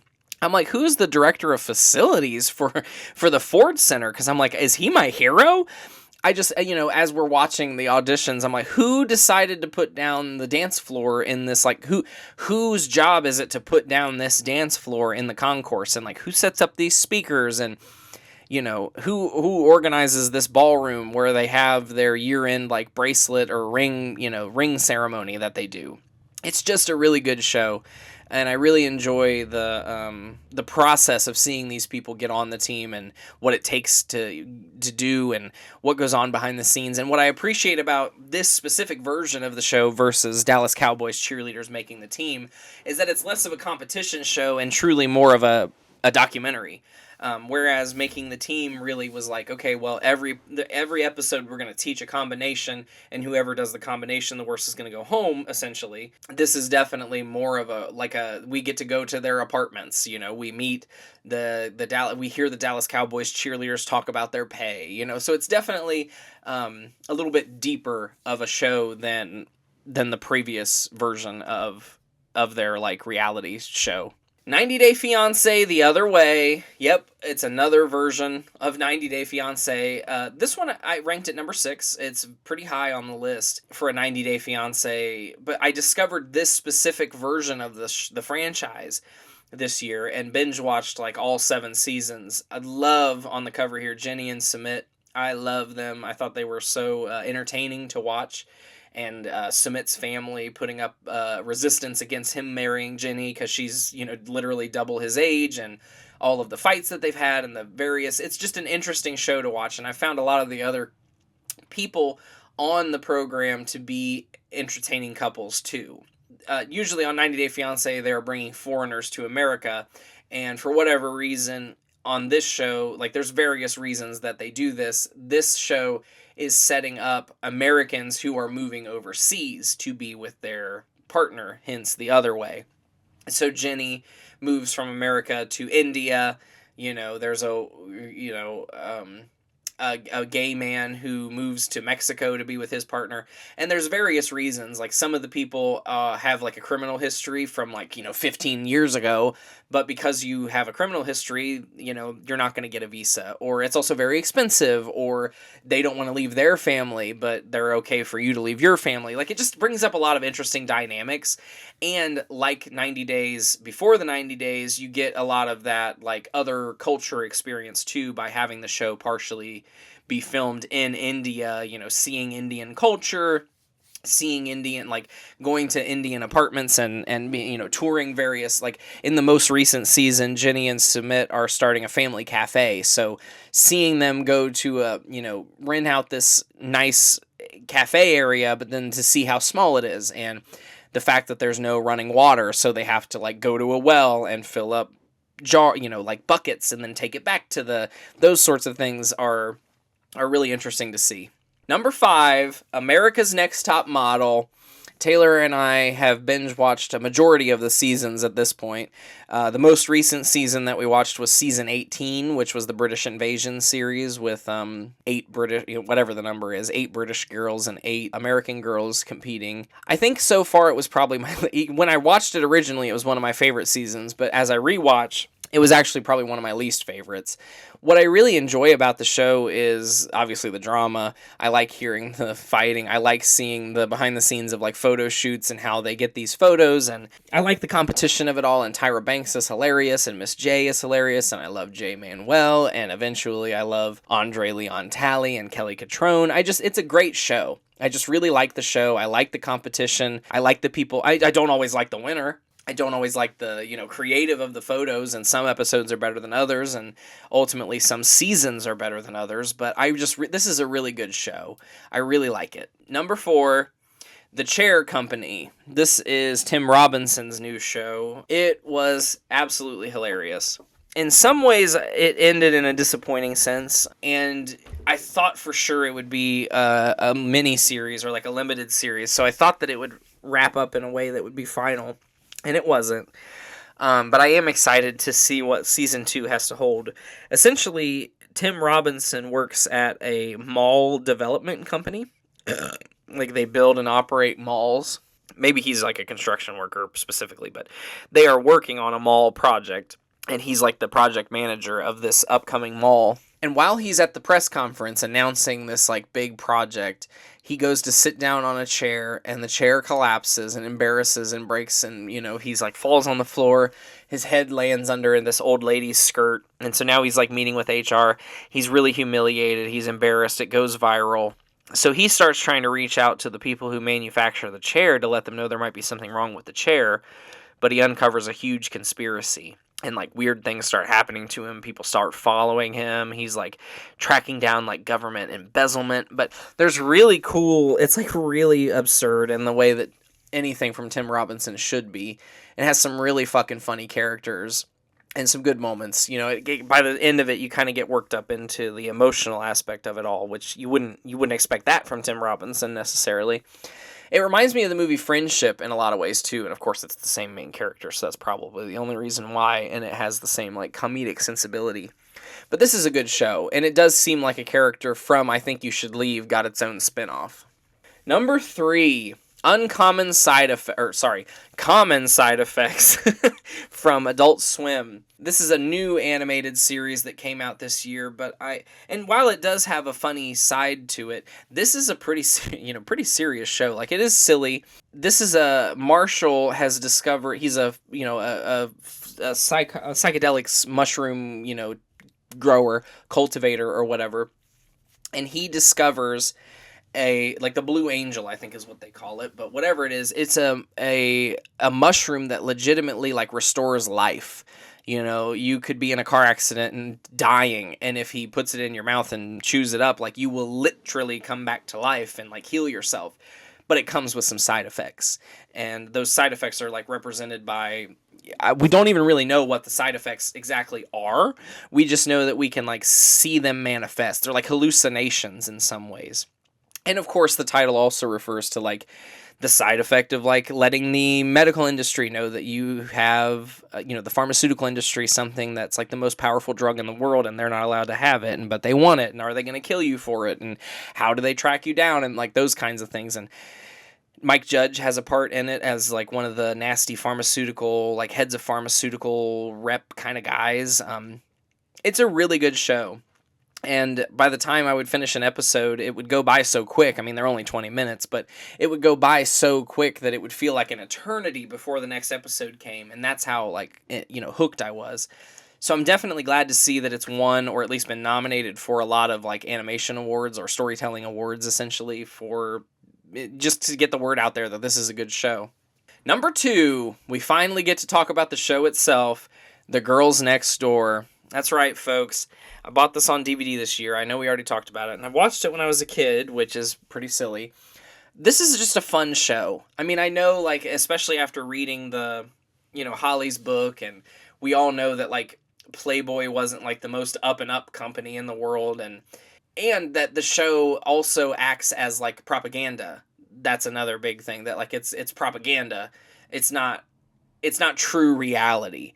It's, trying to show, isn't this, the most amazing thing in the world and the best way to live? And, look at how these people are living, and isn't this crazy? But I really enjoyed it. I like Holly, Bridget, and Kendra. I think they're funny. I like Hugh Hefner. I think he's funny. I love Mary, the secretary. It has, and beyond the fact that, you can see them naked, folks, of course you can see them naked, which is, I'm sure part of the draw for a majority of the people. But I think the show is just entertaining to see how the magazine gets shot, what sort of events they go to, what sort of life they have because of how Hef likes to live his life. It was just interesting. And to see the mansion from a different point of view, whereas instead of being this magical place where they host galas, you're seeing how old the carpet is and the wood paneling on the wall, and there's piss on the floor because there's a million barking dogs everywhere, and it was just a really interesting and good show. There's 5 solid, incredible seasons with Holly, Bridget, and Kendra all as Hugh's girlfriend, and then they all kind of leave, and he replaces them with some other women, a couple twins, and I don't know. By that point, even they acknowledge that this was a casting at that point. But Hugh ends up getting married. Hef ends up getting married to Crystal Hefner, one of the wives of the girlfriends in the 6th season. It's just weird. It doesn't hit the same, and especially hearing the girls talk about, we didn't want to return for season 6, and we thought that would be the end of it, but then they made one anyway, so I'm glad it didn't work out for them. But 2025, one of my favorite things to watch was absolutely The Girls Next Door. I loved rewatching this. And now you would think we're on to number 1, but I had to, in fact, squeeze in another placement in between 2 and 1. And I'll tell you why. It's for Pluribus. Coming in at 1.0125, just barely eked out of first place, is Pluribus. And I'll tell you why. Because it just came out. It just came out and started airing in November. It didn't finish airing until Christmas. It just doesn't seem like relevant to be like, this was my favorite thing I watched in 2025 when I only watched it for 4 weeks in 2020. You know what I mean? 9 weeks in 2025. I do think like when another season comes out, and assuming that it's good, it will be it could easily be number 1. Pluribus is from the creator of Breaking Bad, Vince Gilligan, and Better Call Saul, so I was already going to watch it anyway, period. But Pluribus is about Earth receiving a transmission from outer space. They realize that it's RNA, and so they create the RNA, and it turns out it's a virus that turns everybody like collectively into a hive mind. They have no individuality. They're all into groupthink, and it works for like literally like 8 billion people in the world except for 12. And Ray Seahorn plays Carol Sturka, who is one of the 12 who does not, who seems to be immune to this disease and does not transition into the hive mind, joining the hive mind. And so the hive mind, everybody else in the world besides those other 12 people who it didn't work on, are adamant that she join them, and they help her, and they try to get to know her and try to help her in every way so that they can learn more about her to get their trust and to convince her to join this hive mind. A lot of interesting stuff coming out of this first season, and I gotta say, a lot of controversy too, because there are a lot of dumbass fucking retards in the world who can't sit down and watch a TV show without scrolling on their goddamn phone, so they think the show's boring. And I mean, I've heard people say that about Better Call Saul too, and it's one of the best shows of all time, so I shouldn't even be bothered by it, but Pluribus is so fucking good.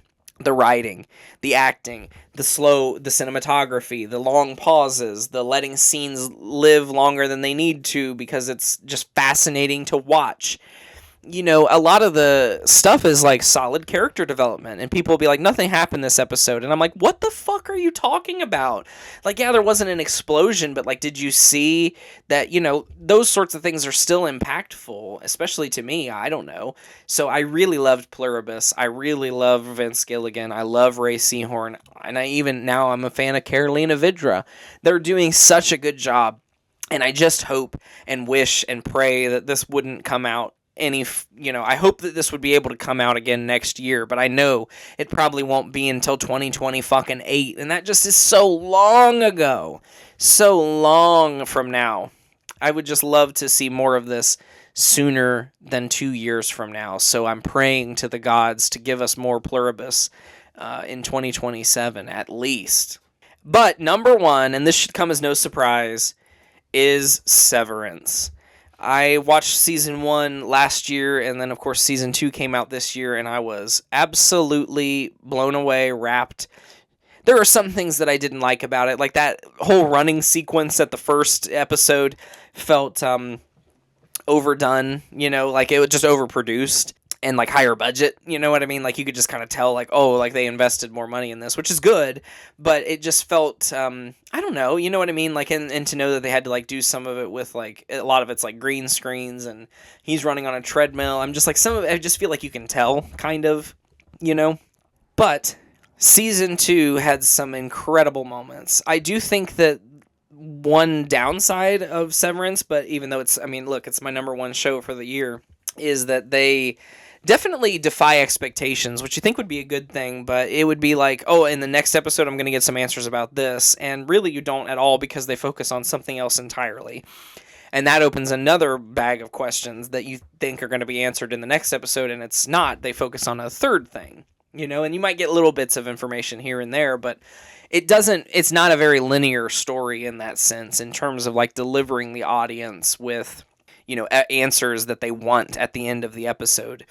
But I mean, Cold Harbor, the episode, oh my god. And the episode, I can't remember what it's called, but when they're out in the Ortbo, the Ortbo, and Irving's sacrifice, and realizing that Heliar has been Helena the whole time, and Heliar is essentially like still just on the stage, like has just left the stage essentially, even though now it's been like months later, and she's had a sexual relationship with Mark and like essentially raped him because he thought it was Helly, but it was Helena. Oh, and like all the stuff with Keir, and well, not Keir, but Jamie Egan, and it was so good.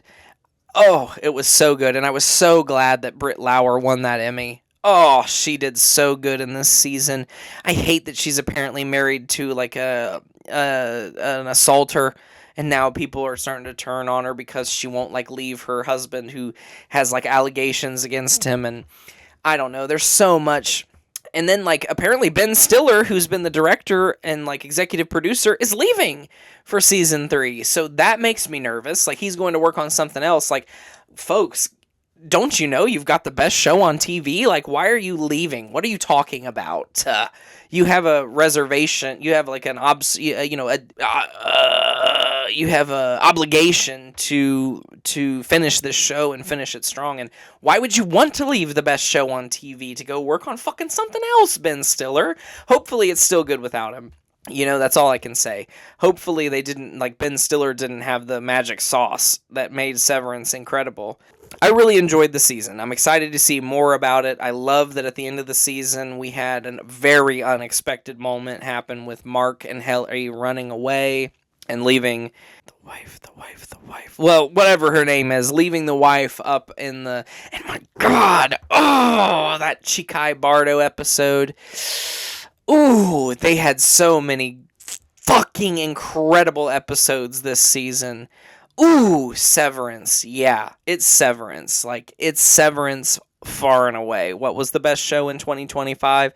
I'll say it. It was Severance. Far and far fucking away. So here's just a comparison over, this is all, you can hardly see the original one down there from 2021, but this is every top 10, in this case top 11, that we've ever done. You can see 2022 is the year that I started ranking them by what I actually liked. 2021 was the year I referenced how many times, I ranked them by how many times I mentioned them in my journal. So 2021, the number one show was Survivor. 2022 was Better Call Saul, the final year. 2023, 1,000 Pound Sisters. 2024, Chimp Crazy. And 2025, Severance. So, to be honest with you, with all 5, the main point, the main thing that's interesting to me here is that the number one show has been a reality show 3 out of the 5 times. So good for Pluribus and Better Call Saul for even being able to make it above the, to make it above all the reality shows that I just can't get enough of. And another thing that I find interesting on the list is that every year there's at least one show that is a random choice, one that you wouldn't expect, a show that people aren't necessarily familiar with, or like a reality show like Sister Wives was in the top 8 and in the top 10 for the first 2 years and then hasn't made it back since. Just things like that always I find interesting. The fact that I've got Welcome to the Parker, Jersey Shore, Airline, and those kinds of shows in my top 10 at all, it just cracks me up. Well, folks, we finally made it to the end. It only took 3 hours. I'll let you know that over the days that I was recording this, I did end up getting in touch with Mr. Quillen, who was unable to be here for this recording, but sends his love. And I'm hoping that, just because of the time commitment, that was the only reason why he wasn't here today. And that we'll be able to continue with regularly scheduled MOATAIF programming in 2026. So, folks, I hope you have a great 2026. I hope you enjoyed looking at my 2025 journal data. And, folks, feel free to, take some hints. And, whether you watch a show that I recommended or talked about, listen to a podcast, look up a Broadway show, read one of the books that I talked about, or maybe you just decide that you're going to start journaling or start doing content logs or a sex log, if you will. And that would make, that would be incredible. There's a lot of data besides like just the normal, like I went to work today and I got upset because somebody made me mad. There's all that in there too, but it's interesting, like if you use your journal in the same way I do, there's a lot of data that you can glean out of it, like what I just talked about for the last 3 hours over 3 days. Well, until next time, folks, I hope you have a great 2026, and hopefully we'll be seeing you soon. And until then, stay moat. Here I am, rock you like heart attacks,